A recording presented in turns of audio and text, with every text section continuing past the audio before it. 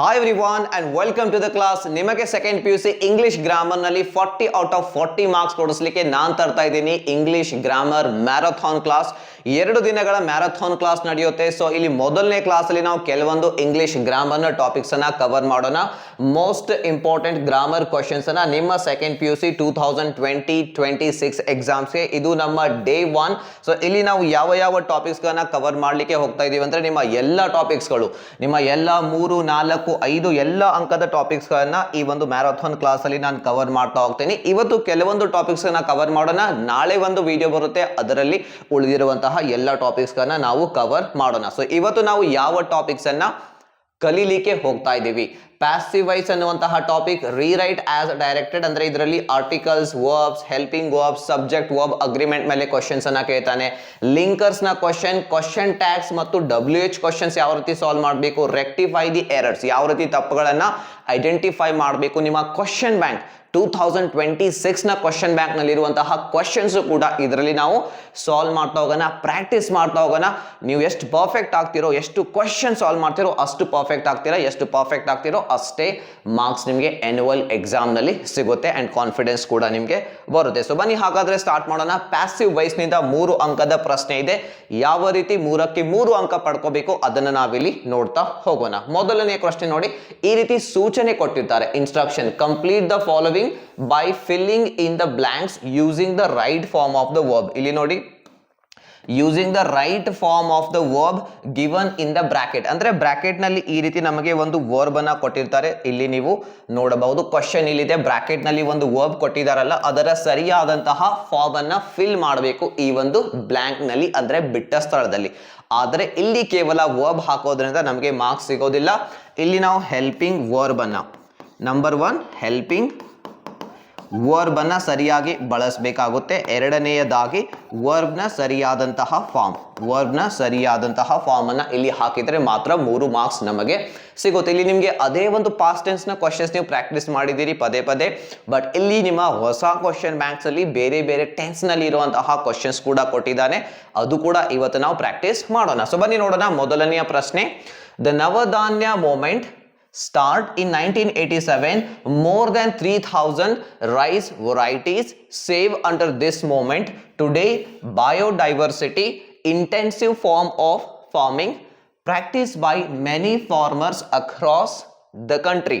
So ಮೊದಲನೇದಾಗಿ ನಾವಿಲ್ಲಿ helping verb ಅನ್ನ ಈಗ ತಗೋಬೇಕು. ಏನು ಮೊದಲನೇದಾಗಿ ಈಗ ನಾವಿಲ್ಲಿ ಹೆಲ್ಪಿಂಗ್ ವರ್ಬ್ ಅನ್ನ ಹಾಕಬೇಕು. ಸೊ ಹಾಗಾದ್ರೆ ಹೆಲ್ಪಿಂಗ್ ವರ್ಬ್ ನೋಡಿ, ಮೊದಲು ಯಾವ ಟೆನ್ಸ್ ನಲ್ಲಿ ಇದೆ ವಾಕ್ಯ ಅದನ್ನ ನೋಡ್ಕೊಳ್ಳಿ. ಸುಮ್ಮನೆ ಸ್ಟೂಡೆಂಟ್ಸ್ ಏನ್ ಮಾಡ್ತಾ ಇದ್ದಾರೆ, ವಾಸ್ ಅಂಡ್ ವರ್ ಅನ್ನೋದೇ ಹಾಕಬೇಕು ಅಂತ ಏನ್ ಮಾಡಿದ್ದಾರೆ, ಮೈಂಡ್ ಸೆಟ್ ಮಾಡ್ಕೊಂಡಿದ್ದಾರೆ. ಬಟ್ ಅದು ಪಾಸ್ಟ್ ಟೆನ್ಸ್ ಅಲ್ಲಿ ಇದ್ದಾಗ ಮಾತ್ರ. ಟೆನ್ಸ್ ಬೇರೆದ್ ಕೊಟ್ಬಿಟ್ರೆ ನೀವು ಕಣ್ಣು ಮುಚ್ಕೊಂಡು ವಾಸ್ ವರ್ ಹಾಕ್ತಾ ಹೋದ್ರೆ 3ಕ್ಕೆ 3 ಅಂಕ ನಿಮ್ದು ಹೋಯ್ತು. ತುಂಬಾ ಜನ ಇದೇ ರೀತಿ ಟೆಕ್ನಿಕ್ಸ್ ನಿಮ್ಗೆ ಕಲಿಸ್ತಾ ಇದ್ದಾರೆ, ಬಟ್ ಟೆನ್ಸ್ ಚೇಂಜ್ ಆಗುತ್ತೆ. ಬಟ್ ಇಲ್ಲಿ ನಮ್ದು ಏನಿದೆ ನೋಡಿ, ಇದು ನಮ್ದು past simple tense, past tense ನಲ್ಲಿ ಇದೆ. ಸೊ ಹಾಗಾಗಿ ನಾವಿಲ್ಲಿ ಏನ್ ಮಾಡೋಣ, ವಾಸ್ ಅಂಡ್ ವರೇ ಬಳಸಬೇಕು. ಮುಂದೆ ಕ್ವಶನ್ಸ್ ನೀವು ನೋಡ್ತೀರಾ. ನವಧಾನ್ಯ ಮೂಮೆಂಟ್ ಅನ್ನೋದು ಸಿಂಗ್ಯುಲರ್ ಇದ್ದಾಗ ನಾವು ಏನ್ ಬಳಸ್ತೀವ್ರಿ, ವಾಸ್ ಬಳಸ್ತೀವಿ. ಯಾವಾಗ, ಸಿಂಗ್ಯುಲರ್ ಇದ್ದಾಗ. ಅಂಡ್ ಅದೇ ಪ್ಲೂರಲ್ ಅಂದ್ರೆ ಬಹುವಚನ ಇದ್ದಾಗ ವರ್ ಅನ್ನುವಂತಹ ಹೆಲ್ಪಿಂಗ್ ವರ್ಬ್ ಅನ್ನ ಬಳಸ್ತೀವಿ. ಸೊ ನವಧಾನ್ಯ ಮೂಮೆಂಟ್ ವಾಸ್, ಮೊದಲು ಹೆಲ್ಪಿಂಗ್ ವರ್ಬ್ ಹಾಕ್ತಾ ಹೋಗೋಣ. ದೆನ್ ಇಲ್ಲಿ ಬನ್ನಿ, more than 3000 rice varieties. Rice ನ 3000ಕ್ಕಿಂತ ಹೆಚ್ಚಿನ ವೆರೈಟೀಸ್. ಇದು ಏಕವಚನ ಬಹುವಚನ, ಇದು ಬಹುವಚನ ಆಗುತ್ತೆ. 3000 ವೆರೈಟೀಸ್ ಅಂತ ಇದೆ. ಸೊ ಹಾಗಾದ್ರೆ ನಾವಿಲ್ಲಿ ವರ್ ಅನ್ನುವಂತ ಹೆಲ್ಪಿಂಗ್ ವರ್ಬ್ ಅನ್ನ ಬಳಸೋಣ. ಅದರ ನಂತರ today biodiversity intensive form of farming. Today biodiversity intensive form of farming. So ಇದು ಏಕವಚನ ಆಗುತ್ತೆ. ಸೊ ನಾವಿಲ್ಲಿ ವಾಸ್ ಅನ್ನ ಹಾಕಬೇಕು. ಸೊ ಈಗ ಇದು ನಮ್ದು ಆಯ್ತು. ಮೊದಲನೇ ಕೆಲಸ ಏನಾಯ್ತು, ಹೆಲ್ಪಿಂಗ್ ವರ್ಬ್ ಅನ್ನ ಹಾಕಿದ್ವಿ. ಸೊ ಈಗ ನಾವೇನ್ ಮಾಡ್ಬೇಕ್ರಿ, ವರ್ಬ್ ನ ಫಾರ್ಮ್, ಯಾವ ಫಾರ್ಮ್ ಹಾಕಬೇಕು, ನಮ್ಮ ನಮ್ಮ ಇಂಗ್ಲಿಷ್ ನಲ್ಲಿ ಬಂದು 3 ಬೇರೆ ಫಾರ್ಮ್ಸ್ ಗಳು ಬರುತ್ತೆ, 4 ಬರುತ್ತೆ. V1, V2, V3 and V4. So ಇದರಲ್ಲಿ ನಾವೀಗ ಇಲ್ಲಿ V3 ಫಾರ್ಮ್ ಅನ್ನ ಹಾಕಬೇಕು. ಯಾವ ಫಾರ್ಮ್ ಹಾಕಬೇಕು, V3 ಫಾರ್ಮ್ ಅನ್ನ ಹಾಕಬೇಕು. ಸೊ ಹಾಗಾದ್ರೆ ಸ್ಟಾರ್ಟ್ ಅನ್ನುವಂತಹ ವರ್ಬ್ ಇದೆಯಲ್ಲ ಅದರ V3 ಫಾರ್ಮ್ ಏನಾಗುತ್ತೆ. ಸೊ ಇಲ್ಲಿ ನೋಡಿ, ನಿಮಗೆ ಕ್ವಶನ್ಸ್ ಅಲ್ಲಿ ಕೊಡುವಂತಹ ವರ್ಬ್ಸ್ ಗಳು ಮೋಸ್ಟ್ ಆಫ್ ದ ಟೈಮ್ಸ್ ಏನಾಗಿರ್ತವೆ, ರೆಗ್ಯುಲರ್ ವರ್ಬ್ಸ್ ಗಳು ಆಗಿರ್ತವೆ. ಸೊ ಆ ರೆಗ್ಯುಲರ್ ವರ್ಬ್ ನ ಒಂದು ಟೆಕ್ನಿಕ್ ಅನ್ನ ನೆನ್ಪಿಟ್ಕೊಳ್ಳಿ. ರೆಗ್ಯುಲರ್ ವರ್ಬ್ ಇದೆಯಲ್ಲ ಅದರ ಒಂದು ಟೆಕ್ನಿಕ್ ನಾನು ನಿಮಗೆ ಇಲ್ಲಿ ಹೇಳ್ಕೊಡ್ತಾ ಇದ್ದೀನಿ. ರೆಗ್ಯುಲರ್ ವರ್ಬ್ ಕೊಟ್ಟಾಗ ಏನ್ ಮಾಡಬೇಕು, ಅದಕ್ಕೆ ಕೊನೆಯಲ್ಲಿ ಡಿ ಅಥವಾ ಇಡಿ ಅನ್ನ ಸೇರಿಸಿದ್ರೆ ಸಾಕು, ಅದು ಏನಾಗುತ್ತೆ ನಿಮಗೆ ಅಲ್ಲಿ ಸಿಗುತ್ತೆ ಅದರ ಮೂರನೆಯ ಫಾರ್ಮ್. ಸೊ ಈಗ ಡಿ ಯಾವಾಗ ಸೇರಿಸಬೇಕು, ಇಡಿ ಯಾವಾಗ ಸೇರಿಸಬೇಕು, ಸೊ ಬನ್ನಿ ಅದನ್ನ ತೋರಿಸ್ತೀನಿ. ಸ್ಟಾರ್ಟ್ ಅನ್ನುವಂತಹ ವರ್ಬ್ ನಲ್ಲಿ ಕೊನೆಯಲ್ಲಿ ಇ ಇದೆಯಾ, ಸೊ ಇಲ್ಲಿ ಕೊನೆಯಲ್ಲಿ ಇ ಇಲ್ಲ. ಸೊ ಇ ಇಲ್ಲ ಅಂದ್ರೆ ನಾವೀಗ ಇ ಡಿ ಅನ್ನ ಇಲ್ಲಿ ಸೇರಿಸಬೇಕು. ನೋಡಿ, ಸ್ಟಾರ್ಟೆಡ್. ಸೊ ಇಷ್ಟು ಮಾಡಿದ್ರೆ ನಿಮ್ಗೆ ಇಲ್ಲಿ ಒಂದು ಅಂಕ ಸಿಗುತ್ತೆ. ಮೊದಲು ನಾವು ಹೆಲ್ಪಿಂಗ್ ವರ್ಬ್ ಹಾಕಿದ್ವಿ, ದೆನ್ ವರ್ಬ್ ನ ಮೂರನೆಯ ಫಾರ್ಮ್, ಅದಕ್ಕೆ ನಾನು ನಿಮಗೆ ಒಂದು ಟೆಕ್ನಿಕ್ ಕೂಡ ಇಲ್ಲಿ ಹೇಳಿಕೊಟ್ಟೆ. ಸೊ ಇನ್ನು more than 3000 rice varieties were save ಅಂತ ಇದೆ. ಸೇವ್ ಅನ್ನೋದು ಅಗೇನ್ ಒಂದು ರೆಗ್ಯುಲರ್ ವರ್ಬ್, ಸೇಮ್ ಟೆಕ್ನಿಕ್ ಅನ್ನ ಯೂಸ್ ಮಾಡಬೇಕು. ಕೊನೆಯಲ್ಲಿ ಇ ಇದೆಯಾ, ಸೊ ಇ ಇದ್ರೆ ಕೇವಲ ಡಿ ಅನ್ನ ಅಲ್ಲಿ ಸೇರಿಸಬೇಕು. ಇ ಇದ್ರೆ ಕೇವಲ ಡಿ ಅದಕ್ಕೆ ಸೇರಿಸಿ ಸೇವ್ ಇಲ್ಲಿ ಕೊಟ್ಟಿದ್ದಾನೆ, ಅದಕ್ಕೆ ಡಿ ಸೇರಿಸಿದ್ವಿ, ಅದರ V3 ಫಾರ್ಮ್ ನಮಗೆ ಸಿಕ್ತು. ನೆಕ್ಸ್ಟ್ ನೋಡಿ, today biodiversity intensive form of farming was practice ಅಂತ ಇದೆ. ಪ್ರಾಕ್ಟೀಸ್ ಅನ್ನೋದು ಕೂಡ ಒಂದು ರೆಗ್ಯುಲರ್ ವರ್ಬ್. ಸೊ ಈಗ ಇ ಇದೆ, ಇದಕ್ಕೆ ಕೊನೆಯಲ್ಲಿ ಓನ್ಲಿ ಡಿ ಸೇರಿಸಿದರೆ ಸಾಕು, ಇಲ್ಲಿ ನಿಮ್ಮ ಉತ್ತರ ರೆಡಿ ಆಗುತ್ತೆ, ನಿಮಗೆ 3ಕ್ಕೆ 3 ಅಂಕ ಸಿಗುತ್ತೆ. ಸೊ ಈ ರೀತಿ ನಾವು ಇದನ್ನ ಸಾಲ್ವ್ ಮಾಡ್ತಾ ಹೋಗ್ಬೇಕು. ಸರಿಯಾಗಿ ಸ್ಟೆಪ್ ಅನ್ನ ಫಾಲೋ ಮಾಡಿ. ನಂಬರ್ 1 ಟೆಕ್ನಿಕ್, ನಂಬರ್ 1 ಏನು, ಹೆಲ್ಪಿಂಗ್ ವರ್ಬ್ಸ್. ಯಾವಾಗಲೂ ವಾಸ್ ಅಂಡ್ ವರೇ ಬರೋದಿಲ್ಲ, ಟೆನ್ಸ್ ಪಾಸ್ಟ್ ಟೆನ್ಸ್ ಇದ್ದಾಗ ಮಾತ್ರ ವಾಸ್ ಅಂಡ್ ವರ್ ಬರುತ್ತೆ. ಅದರ ನಂತರ ವರ್ಬ್ ನ ಫಾರ್ಮ್ ಬಳಸಬೇಕು. ಯಾವ ಫಾರ್ಮ್ ಬಳಸಬೇಕ್ರಿ, ಇಲ್ಲಿ ನಾವು V3 ಫಾರ್ಮ್ ಅನ್ನ ಬಳಸಬೇಕು. ವರ್ಬ್ ನ ಮೂರನೆಯ ಫಾರ್ಮ್ ನಾವಿಲ್ಲಿ ಬಳಸ್ತೀವಿ. ಸೊ ಈಗ ವರ್ಬ್ ನ ಮೂರನೆಯ ಫಾರ್ಮ್ ಯಾವ ರೀತಿ ಕಂಡುಹಿಡಿಯೋದು, ರೆಗ್ಯುಲರ್ ವರ್ಬ್ ಇದ್ದಾಗ ಒಂದು ಟೆಕ್ನಿಕ್ ನಾನು ನಿಮಗೆ ಹೇಳ್ಕೊಟ್ಟೆ. ಯಾವಾಗ ಅಪ್ಲೈ ಆಗುತ್ತೆ ಇದು, ರೆಗ್ಯುಲರ್ ವರ್ಬ್ ಇದ್ದಾಗ ಏನ್ ಮಾಡ್ತೀವಿ, ಡಿ ಅಥವಾ ಇಡಿ ಅನ್ನ ಸೇರಿಸಬೇಕು. ಸೊ ಡಿ ಯಾವಾಗ, ಇಡಿ ಯಾವಾಗ ಅದನ್ನು ಕೂಡ ತೋರಿಸ್ತೆ. ಕೊನೆಯಲ್ಲಿ ಇ ಇಲ್ಲ ಅಂದ್ರೆ ಇಡಿ ಸೇರಿಸಿ, ಕೊನೆಯಲ್ಲಿ ಇ ಇದೆ ಅಂದ್ರೆ ಓನ್ಲಿ ಡಿ ಅನ್ನ ಸೇರಿಸ್ತಾ ಹೋಗಿ. ಸೊ ಇದು ಮೊದಲನೇ ಕ್ವೆಶ್ಚನ್. ಈ ರೀತಿ ನೀವು ಸಾಲ್ವ್ ಮಾಡಿದ್ರೆ 3ಕ್ಕೆ 3 ಅಂಕ ನಿಮಗೆ ಸಿಗುತ್ತೆ. ಸೊ ಈಗ ನೆಕ್ಸ್ಟ್ ಕ್ವೆಶ್ಚನ್ ನಾವು ನೋಡೋಣ. Ruf known to everyone in Umuofia the campaigner of POP party visited him. No words waste between them. Roof give 5 pounds to cast his vote for Maduka. So first ನಾವೀಗ helping verb ನೋಡೋಣ. First ನಾವೇನು ನೋಡೋಣ, helping verbs ಗಳನ್ನ ಹಾಕ್ತಾ ಹೋಗೋಣ. Helping verbs. So ಬನ್ನಿ ಹಾಗಾದ್ರೆ ನೋಡೋಣ. ಸೊ ಇಲ್ಲಿ ನೋಡಿ, ರೂಫ್ ಅಂತ ಇದೆ. ಸೊ ಅಗೇನ್ ಇದು ಪಾಸ್ಟ್ ಟೆನ್ಸ್ ನಲ್ಲೇ ಇದೆ. ಸೊ ಹಾಗಾಗಿ ನಾವಿಲ್ಲಿ ಏನ್ ಮಾಡೋಣ, ವಾಸ್ ಅಂಡ್ ವರ್ ನಾವಿಲ್ಲಿ ಬಳಸಬೇಕು. ನಾವಿಲ್ಲಿ ಬಳಸಬೇಕು. ರೂಫ್ ಅನ್ನೋದು ಒಬ್ಬ ವ್ಯಕ್ತಿ, ಏಕವಚನ, ಸಿಂಗ್ಯುಲರ್. ಸೊ ಹಾಗಾದ್ರೆ ಇಲ್ಲಿ ವಾಸ್ ಅನ್ನ ಬಳಸೋಣ. Roof was. And then the campaigner of POP party visited him. No words. ಇಲ್ಲಿ ವರ್ಡ್ಸ್ ಅನ್ನೋದು ನೋಡಿ ಪ್ಲೂರಲ್, ಬಹುವಚನ. ವರ್ಡ್ ಅಂದ್ರೆ ಪದ, ವರ್ಡ್ಸ್ ಅಂದ್ರೆ ಪದಗಳು. ಸೊ ಹಾಗಾದ್ರೆ ನಾವಿಲ್ಲಿ ವರ್ ಅನ್ನುವಂತ ಹೆಲ್ಪಿಂಗ್ ವರ್ಬ್ ಅನ್ನ ಬಳಸೋಣ. ಅದರ ನಂತರ ರೂಫ್ ಅಂತ ಮತ್ತೆ ಇದೆ, ಸಿಂಗ್ಯುಲರ್, ಏಕವಚನ. ಸೊ ಇಲ್ಲಿ ನಾವು ವಾಸ್ ಅನ್ನ ಬಳಸಿದ್ವಿ. ಈಗ ಸೆಕೆಂಡ್ ಸ್ಟೆಪ್ ಏನ್ರಿ, ವರ್ಬ್ ನ V3 ಫಾರ್ಮ್. ಅನ್ನ ನಾವೀಗ ಇಲ್ಲಿ ಹಾಕ್ತಾ ಹೋಗ್ಬೇಕು. ಸೊ ಹಾಗಾದ್ರೆ ನಾನು ನಿಮಗೆ ಟೆಕ್ನಿಕ್ ಹೇಳಿದ್ದೆ ಯಾವುದು, ಡಿ ಆರ್ ಇಡಿ ಸೇರಿಸೋದು. ಬಟ್ ಇದು ಯಾವಾಗ ಅಪ್ಲೈ ಆಗುತ್ತೆ, ಓನ್ಲಿ ವರ್ಬ್ ರೆಗ್ಯುಲರ್ ಫಾರ್ಮ್ ನಲ್ಲಿ, ರೆಗ್ಯುಲರ್ ವರ್ಬ್ ಇದ್ದಾಗ ಮಾತ್ರ ಇದು ಅಪ್ಲೈ ಆಗುತ್ತೆ. ಸೊ ಈಗ ಇಲ್ಲಿ ಕೊಟ್ಟಿರುವಂತಹ 3 ವರ್ಬ್ಸ್ ಗಳಲ್ಲಿ ನೋ, ವೇಸ್ಟ್ ಅಂಡ್ ಗಿವ್, ಈ 3ರಲ್ಲಿ ಓನ್ಲಿ ವೇಸ್ಟ್ ಅನ್ನೋದು ರೆಗ್ಯುಲರ್ ವರ್ಬ್ ಆಗುತ್ತೆ. ಓನ್ಲಿ ವೇಸ್ಟ್ ಅನ್ನೋದು ರೆಗ್ಯುಲರ್ ವರ್ಬ್. ಸೊ ಈಗ ನಾವಿಲ್ಲಿ ಏನ್ ಮಾಡಬೇಕು, ವೇಸ್ಟ್ ನಲ್ಲಿ ಏನಿದೆ ನೋಡಿ, ಕೊನೆಯಲ್ಲಿ ಇ ಇದೆ. ಸೊ ಓನ್ಲಿ ಇದಕ್ಕೆ ಡಿ ಸೇರಿಸಿ ಇದರ V3 ಫಾರ್ಮ್ ನಿಮಗೆ ಸಿಗುತ್ತೆ. No words were wasted. But ಇಲ್ಲಿ ಬನ್ನಿ, ನೋ ಅನ್ನೋದಾಗಿರ್ಬೋದು, ಗಿವ್ ಅನ್ನೋದಾಗಿರ್ಬೋದು ರೆಗ್ಯುಲರ್ ವರ್ಬ್ ಅಲ್ಲ, ಅಂದರೆ ಅಲ್ಲಿ ಈ ಒಂದು ಟೆಕ್ನಿಕ್ ಅಪ್ಲೈ ಆಗೋದಿಲ್ಲ. ಸೊ ಈಗ ಇರ್ರೆಗ್ಯುಲರ್ ವರ್ಬ್ಸ್ ಇದ್ರೆ ಏನ್ ಮಾಡಬೇಕು, ಇರ್ರೆಗ್ಯುಲರ್ ವರ್ಬ್ಸ್ಗೆ ಒಂದೇ ಒಂದು ಟೆಕ್ನಿಕ್, ಅದನ್ನ ನೀವು ನೆನ್ಪಿಟ್ಟುಕೊಳ್ಬೇಕು, ಅದರ V2 V3 ಫಾರ್ಮ್. ಇಲ್ಲ ಅಂದ್ರೆ ಮಾರ್ಕ್ಸ್ ನಿಮಗೆ ಸಿಗೋದಿಲ್ಲ. ಇದನ್ನೇ ನಾನು ನಿಮಗೆ ನಮ್ಮ ಯಾವುದು ಇಂಗ್ಲಿಷ್ ಟಾಪರ್ಸ್ ಕೋರ್ಸ್ ನಲ್ಲಿ ಕಲಿಸ್ತೀನಿ, ಸ್ಟೆಪ್ ಬೈ ಸ್ಟೆಪ್. ಅಂದಾಗ 90+ ಸ್ಕೋರ್ ಮಾಡಲಿಕ್ಕೆ ನಿಮಗೆ ಸಾಧ್ಯ ಆಗುತ್ತೆ. ಸೊ ಈಗ ನೋ ಅನ್ನುವಂತಹ, ನೀವು ನಮ್ಮ ಬ್ಯಾಚ್ ನ ಸ್ಟೂಡೆಂಟ್ ಆಗಿದ್ರೆ ನಿಮಗೆ ಗೊತ್ತಿರುತ್ತೆ, ನೋ ಅನ್ನುವಂತಹ ವರ್ಬ್ ನ V3 ಫಾರ್ಮ್ ಆಗುತ್ತೆ non.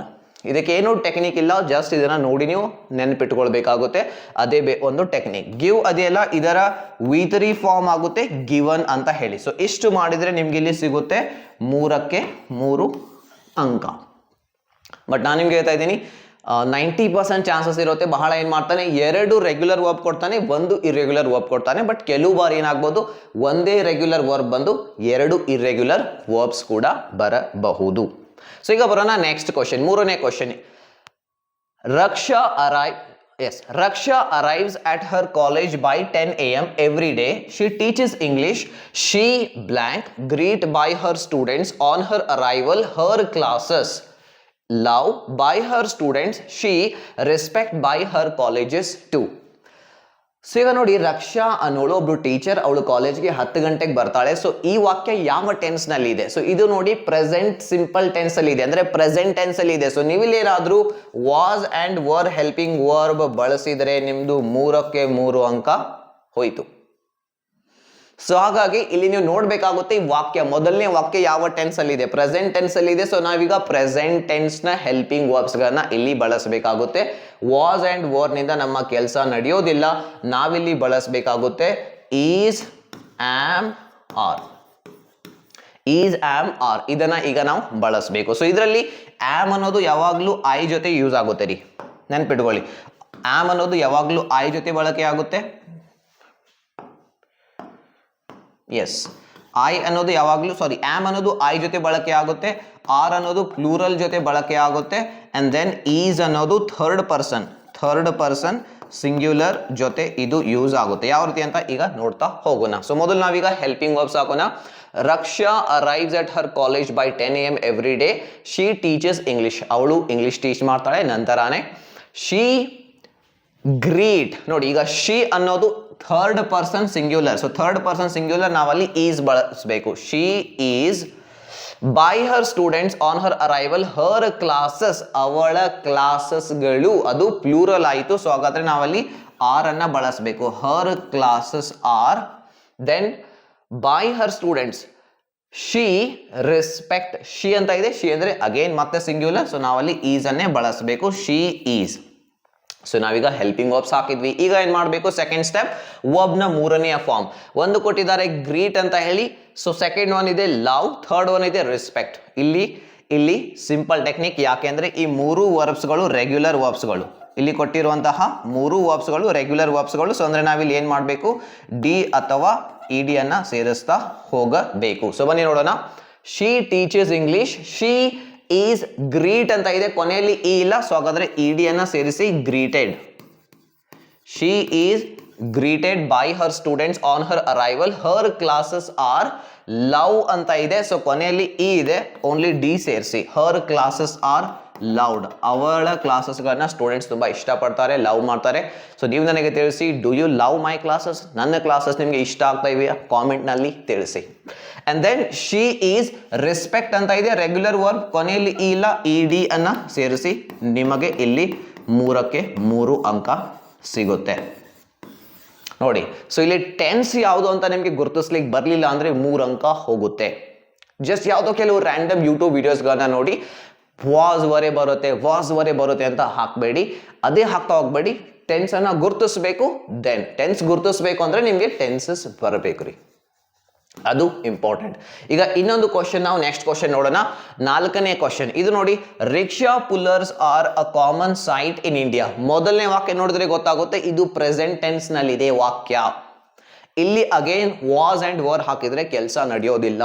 Rickshaw pullers are a common sight in India. They can see, ನೋಡಿ ಮತ್ತೆ ಏನೋ ಹೊಸದು ಬಂದಿದೆ. ಇದು ನಿಮ್ಮ ಕ್ವಶನ್ ಬ್ಯಾಂಕ್ ನಲ್ಲಿ ಕೊಟ್ಟಿರುವಂತಹ ಪ್ರಶ್ನೆ. ಕ್ಯಾನ್ ಅನ್ನುವಂತಹ ಮಾಡಲ್ ವರ್ಬ್ ಬಂದಿದೆ, ನೋಡೋಣ ಯಾವ ರೀತಿ ಸಾಲ್ವ್ ಮಾಡ್ಬೇಕಂತ ಹೇಳಿ. ಸಿ ಅನ್ನುವಂತಹ ವರ್ಬ್ ಇದೆ. In public places they not treat well by the public. Every rickshaw puller blank neglect in the society. So ಹಾಗಾದ್ರೆ ಪ್ರೆಸೆಂಟ್ ಟೆನ್ಸ್ ಅಲ್ಲಿ ಇದೆ ಅಂದ್ರೆ ಯಾವ ಹೆಲ್ಪಿಂಗ್ ವರ್ಬ್ ಅನ್ನ ಬಳಸಬೇಕ್ರಿ? Is, am, are. So is, am, are ಎಲ್ಲೆಲ್ಲಿ ಬಳಸಬೇಕು ಅದು ನಿಮ್ಗೆ ಈಗಾಗಲೇ ಗೊತ್ತಿದೆ.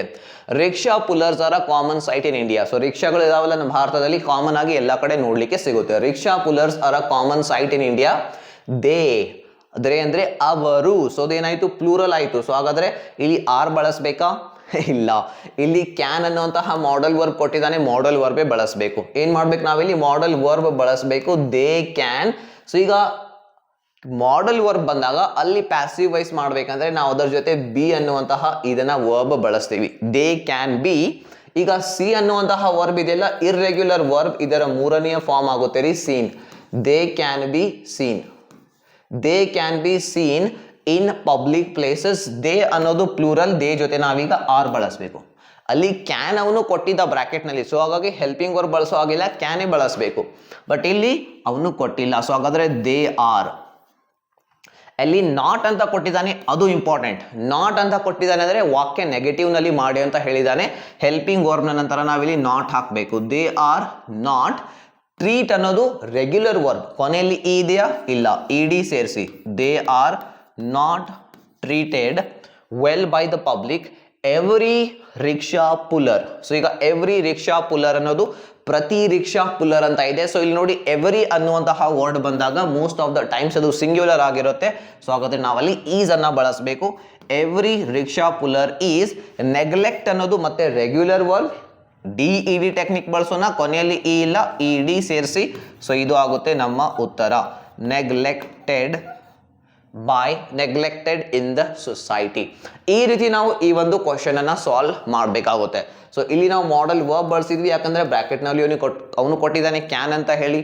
ಈಸ್ ಆಮ್ ಆರ್ ಯಾಕೆ ಬಳಸಿದ್ವಿ? ಯಾಕಂದ್ರೆ ಮೊದಲನೇ ವಾಕ್ಯ ಪ್ರೆಸೆಂಟ್ ಟೆನ್ಸ್ ಅಲ್ಲಿ ಇದೆ. ಸೊ ಅದು ನಮಗೆ ಹಿಂಟ್ ಕೊಟ್ಟಿದ್ದಾನೆ ಎಕ್ಸಾಮಿನರ್, ಪ್ರೆಸೆಂಟ್ ಟೆನ್ಸ್ ನ ಪ್ಯಾಸಿವ್ ವಾಯ್ಸ್ ನಲ್ಲಿ ಇದನ್ನ ಮಾಡಿ ಅಂತ ಹೇಳಿ. ಸೊ ನೀವೆಲ್ಲ ಕ್ವಶನ್ಸ್ ಅಲ್ಲಿ ವಾಸ್ ವರ್ ಬಳಸಬೇಡಿ, ಕ್ವಶನ್ಸ್ ನೋಡಿ ಅದನ್ನ ನೀವು ಅರ್ಥ ಮಾಡ್ಕೋಬೇಕಾಗುತ್ತೆ. ಸೊ ಈಗ ನೋಡಿ, ನೀವು ಇದನ್ನ ನೀವು ಕಲೀಲಿಲ್ಲ. ಟೆನ್ಸಸ್ ಗುರುತಿಸೋದು, ವಾಕ್ಯ ಗುರುತಿಸೋದು ತುಂಬಾ ಕಾಲೇಜಸ್ ನಲ್ಲಿ ಕಲಿಸೋದಿಲ್ಲ, ಸಾವಿರಾರು ರೂಪಾಯಿ ಲಕ್ಷಾಂತರ ರೂಪಾಯಿ ಫೀಸ್ ತಗೊಂಡು ಕೂಡ. ಸೊ ಅದರಿಂದ ನಮ್ಮ ಸ್ಟೂಡೆಂಟ್ಸ್ಗೆ ತುಂಬಾ ಪ್ರಾಬ್ಲಮ್ ಆಗುತ್ತೆ, ಪ್ರಾಬ್ಲಮ್ ಫೇಸ್ ಮಾಡ್ತಾರೆ. ಮಾಡೆಲ್ ವರ್ಬ್ ಅಂದ್ರೂ ಕೂಡ ನಮ್ಮ ಸ್ಟೂಡೆಂಟ್ಸ್ಗೆ ಗೊತ್ತು ಇರೋದಿಲ್ಲ. ಓಕೆ, ಸೊ ಈಗ ನಮ್ದಾಯ್ತು ಯಾವುದು? Passive voice. ಸೊ ಈಗ ನಾವು ಬರೋಣ ರೀರೈಟ್ ಆಸ್ ಡೈರೆಕ್ಟೆಡ್ ಅನ್ನುವಂತಹ ಒಂದು ಕ್ವಶನ್. 4 ಅಂಕಕ್ಕೆ ಇರುತ್ತೆ. ಅದರಲ್ಲಿ ಆರ್ಟಿಕಲ್ಸ್, ವರ್ಬ್ಸ್, ಹೆಲ್ಪಿಂಗ್ ವರ್ಬ್ಸ್ ಗಳ ಮೇಲೆ ಕ್ವಶನ್ಸ್ ಕೇಳ್ತಾನೆ, ಅದನ್ನ ಸಾಲ್ವ್ ಮಾಡ್ತಾ ಹೋಗೋಣ. ಸೊ ಈಗ ಅದಕ್ಕಿಂತ ಮುಂಚಿತವಾಗಿ ನಮ್ಮ ತುಂಬಾ ಜನ ವಿದ್ಯಾರ್ಥಿಗಳು ಕಂಪ್ಲೇಂಟ್ ಮಾಡ್ತಾರೆ, ಸರ್ ನಾನು ಇಂಗ್ಲಿಷ್ ನಲ್ಲಿ ಈ ಪ್ರಾಬ್ಲಮ್ಸ್ ಅನ್ನ ಫೇಸ್ ಮಾಡ್ತಾ ಇದ್ದೀನಿ, ಕ್ವಶನ್ ಓದಿದ್ರೆ ಅರ್ಥ ಆಗ್ತಾ ಇಲ್ಲ, ಇಂಗ್ಲಿಷ್ ಓನ್ ಆಗಿ ವಾಕ್ಯ ಮಾಡಿ ಉತ್ತರ ಬರೀಲಿಕ್ಕೆ ಬರ್ತಾ ಇಲ್ಲ, ಕನ್ನಡದಲ್ಲಿ ಕಥೆಗಳು ಓದ್ತೀವಿ ಬಟ್ ಇಂಗ್ಲಿಷ್ ನಲ್ಲಿ ವಾಕ್ಯ ಮಾಡಿ ಬರೀಲಿಕ್ಕೆ ಬರ್ತಾ ಇಲ್ಲ, ಇಂಗ್ಲಿಷ್ ಸಬ್ಜೆಕ್ಟ್ ತುಂಬಾ ಡಿಫಿಕಲ್ಟ್ ಅನ್ನಿಸ್ತಾ ಇದೆ, ಸಮರಿ ಬೈಪಾರ್ಟ್ ಮಾಡಿ ಹೋಗ್ತೀನಿ ಬಟ್ ಬರೆಯುವಾಗ ನೆನಪು ಬರೋದಿಲ್ಲ, ನೆನಪು ಬಂದಿದ್ರು ಬರೆಯುವಾಗ ಗ್ರಾಮರ್ ತಪ್ಪಾಗುತ್ತೆ, ಫುಲ್ ಮಾರ್ಕ್ಸ್ ಸಿಗ್ತಾ ಇಲ್ಲ, 90+ ಸ್ಕೋರ್ ಮಾಡಬೇಕು. ಇನ್ನು ಕೆಲವೊಬ್ಬರಿಗೆ ಇಂಗ್ಲಿಷ್ ಗ್ರಾಮರ್ನಲ್ಲಿ ಫುಲ್ ಮಾರ್ಕ್ಸ್ ಬರ್ತಾ ಇಲ್ಲ, 90+ ಸ್ಕೋರ್ ಮಾಡಬೇಕಂದ್ರೆ ಗ್ರಾಮರ್ನಲ್ಲಿ 90+ ಸ್ಕೋರ್ ಬರಲೇ, ಗ್ರಾಮರ್ನಲ್ಲಿ 40 ಔಟ್ ಆಫ್ 40 ಬರಬೇಕು. ರಿಪೋರ್ಟೆಡ್ ಸ್ಪೀಚ್, ಲಿಂಕರ್ಸ್, ಆರ್ಟಿಕಲ್ಸ್ ಅಲ್ಲಿ ತುಂಬಾ ಮಾರ್ಕ್ಸ್ ಕಟ್ ಆಗ್ತಾ ಇವೆ. ಇನ್ನು ಕೆಲವೊಬ್ಬರಿಗೆ ಇಂಗ್ಲಿಷ್ ತುಂಬಾ ಭಯ ಆಗ್ತಾ ಇದೆ. ನೀವು ಈ ಪ್ರಾಬ್ಲಮ್ಸ್ ಅನ್ನ ಫೇಸ್ ಮಾಡ್ತಾ ಇದ್ರೆ ನಾನು ನಿಮ್ಮ 30ರಿಂದ 40 ಸೆಕೆಂಡ್ ತೆಗೆದುಕೊಳ್ತೀನಿ ನನ್ನ ಇಂಗ್ಲಿಷ್ ಟಾಪರ್ಸ್ ಬಗ್ಗೆ ನಿಮಗೆ ತಿಳಿಸ್ಲಿಕ್ಕೆ. ಇದರಲ್ಲಿ ನಿಮಗೆ ಇಂಟ್ರೆಸ್ಟ್ ಇಲ್ಲ ಅಂದ್ರೆ ಮುಂದೆ ಸ್ಕಿಪ್ ಮಾಡಿ ಹೋಗಿ ಡೈರೆಕ್ಟ್ ನೆಕ್ಸ್ಟ್ ಟಾಪಿಕ್ನ ಕ್ಲಾಸ್ ನೀವು ಕಂಟಿನ್ಯೂ ಮಾಡಿ ನೋಡ್ತಾ ಹೋಗ್ಬಹುದು. ನಿಮಗೆ ಇಂಟ್ರೆಸ್ಟ್ ಇದೆ, ನೀವು ಸಮಸ್ಯೆ ಫೇಸ್ ಮಾಡ್ತಾ ಇದ್ರೆ 30 ಸೆಕೆಂಡ್ ಟೈಮ್ ಕೊಡಿ, ನಿಮಗೆ ತಿಳಿಸ್ತೀನಿ ಸೊಲ್ಯೂಷನ್ ಏನು, ಯಾವ ರೀತಿ ನೀವು ಇಂಗ್ಲಿಷ್ ಟಾಪರ್ಸ್ ಕೋರ್ಸಿಂದ 90+ ಸ್ಕೋರ್ ಮಾಡಬೇಕು ಅನ್ನೋದನ್ನ ನಿಮಗೆ ತಿಳಿಸ್ತೀನಿ. ಈಗಾಗಲೇ ಸಾವಿರಾರು ವಿದ್ಯಾರ್ಥಿಗಳು ಇದರ ಬೆನಿಫಿಟ್ ಪಡೆದುಕೊಳ್ತಾ ಇದ್ದಾರೆ. ನೀವು ಈ ಸಮಸ್ಯೆಗಳನ್ನ ಫೇಸ್ ಮಾಡ್ತಾ ಇದ್ದೆ, ಇಂಗ್ಲಿಷ್ನಲ್ಲಿ 90ಕ್ಕಿಂತ ಹೆಚ್ಚಿನ ಅಂಕಗಳನ್ನು ನೀವು ಪಡ್ಕೋಬೇಕಂದ್ರೆ ಟೆನ್ಷನ್ ತಗೋಬೇಡಿ, ನಾನಿದ್ದೀನಿ ನಿಮಗೆ 90+ ಸ್ಕೋರನ್ನು ಕೊಡಿಸ್ಲಿಕ್ಕೆ. ಯಾವ ರೀತಿ ಸೆಕೆಂಡ್ PUC ಇಂಗ್ಲಿಷಲ್ಲಿ 90+ ನೀವು ಈಗ ಇಷ್ಟು ಕಡಿಮೆ ಸಮಯದಲ್ಲಿ ಮಾಡ್ಬೋದಾ? 100% ಮಾಡ್ಬೋದು. ಯಾವ ರೀತಿ? ಅದು ನನ್ನ ಸೆಕೆಂಡ್ PUC ಇಂಗ್ಲಿಷ್ ಟಾಪರ್ಸ್ ಕೋರ್ಸಿಂದ. ಹೇಗೆ? ಸೊ ಈ ಕೋರ್ಸಲ್ಲಿ ನೀವೇನು ಮಾಡ್ತೀರಾ, ಕೇವಲ 12 ತಾಸುಗಳಲ್ಲಿ 90+ ಸ್ಕೋರ್ ಮಾಡೋ ಹಾಗೆ ನಾನು ನಿಮಗೆ ರೆಡಿ ಮಾಡ್ತೇನೆ. ಯಾವ ರೀತಿ ಪ್ರಾಪರ್ ಪ್ಲಾನ್ ಇದೆ, ಜಸ್ಟ್ 12 ತಾಸು ಅಂತ ಹೇಳ್ತಾ ಇಲ್ಲ, ಏನೋ ಒಂದು ಫಾಲ್ಸ್ ಪ್ರಾಮಿಸ್ ಮಾಡ್ತಾ ಇಲ್ಲ. ಸೊ ಇಲ್ಲಿ ಮೊದಲ 5 ತಾಸಿನಲ್ಲಿ ನಿಮಗೆ ಪರ್ಫೆಕ್ಟ್ ಆಗಿ ವಾಕ್ಯ ಮಾಡೋದನ್ನ ತಿಳಿಸ್ತೀನಿ. ಯಾವ ಟೆನ್ಸಲ್ಲಿ ವಾಕ್ಯ ಹೇಗೆ ಮಾಡಬೇಕು, ವರ್ಬ್ ಎಲ್ಲಿ ಬಳಸಬೇಕು, ವರ್ಡ್ ಎಲ್ಲಿ ಬಳಸಬೇಕು, ರೆಗ್ಯುಲರ್ ಇರ್ರೆಗ್ಯುಲರ್ ವರ್ಬ್ ಅಂದ್ರೆ ಏನು. ಈಗ ನೋಡಿದ್ರಲ್ಲ, ಪ್ಯಾಸಿವ್ ವಾಯ್ಸ್ ನಲ್ಲಿ ರೆಗ್ಯುಲರ್ ಇರ್ರೆಗ್ಯುಲರ್ ವರ್ಬ್ ಗೊತ್ತಿಲ್ಲ ಅಂದ್ರೆ ಮಾರ್ಕ್ಸ್ ಸಿಗೋದಿಲ್ಲ, ಟೆನ್ಸ್ ಗುರುತಿಸ್ಲಿಕ್ಕೆ ಬರಲಿಲ್ಲ ಅಂದ್ರೆ ಮಾರ್ಕ್ಸ್ ಸಿಗೋದಿಲ್ಲ. ಅವೆಲ್ಲವನ್ನ ಇಲ್ಲಿ ಕೇವಲ 5 ತಾಸಲ್ಲಿ ಕಲಿಸ್ತೀನಿ. ಓನ್ ಆಗಿ ವಾಕ್ಯ ಮಾಡೋದು, ಅದು ಪರ್ಫೆಕ್ಟ್ ಆಗಿ ವಾಕ್ಯ ಮಾಡೋದನ್ನ ಕಲಿಸ್ತೀನಿ.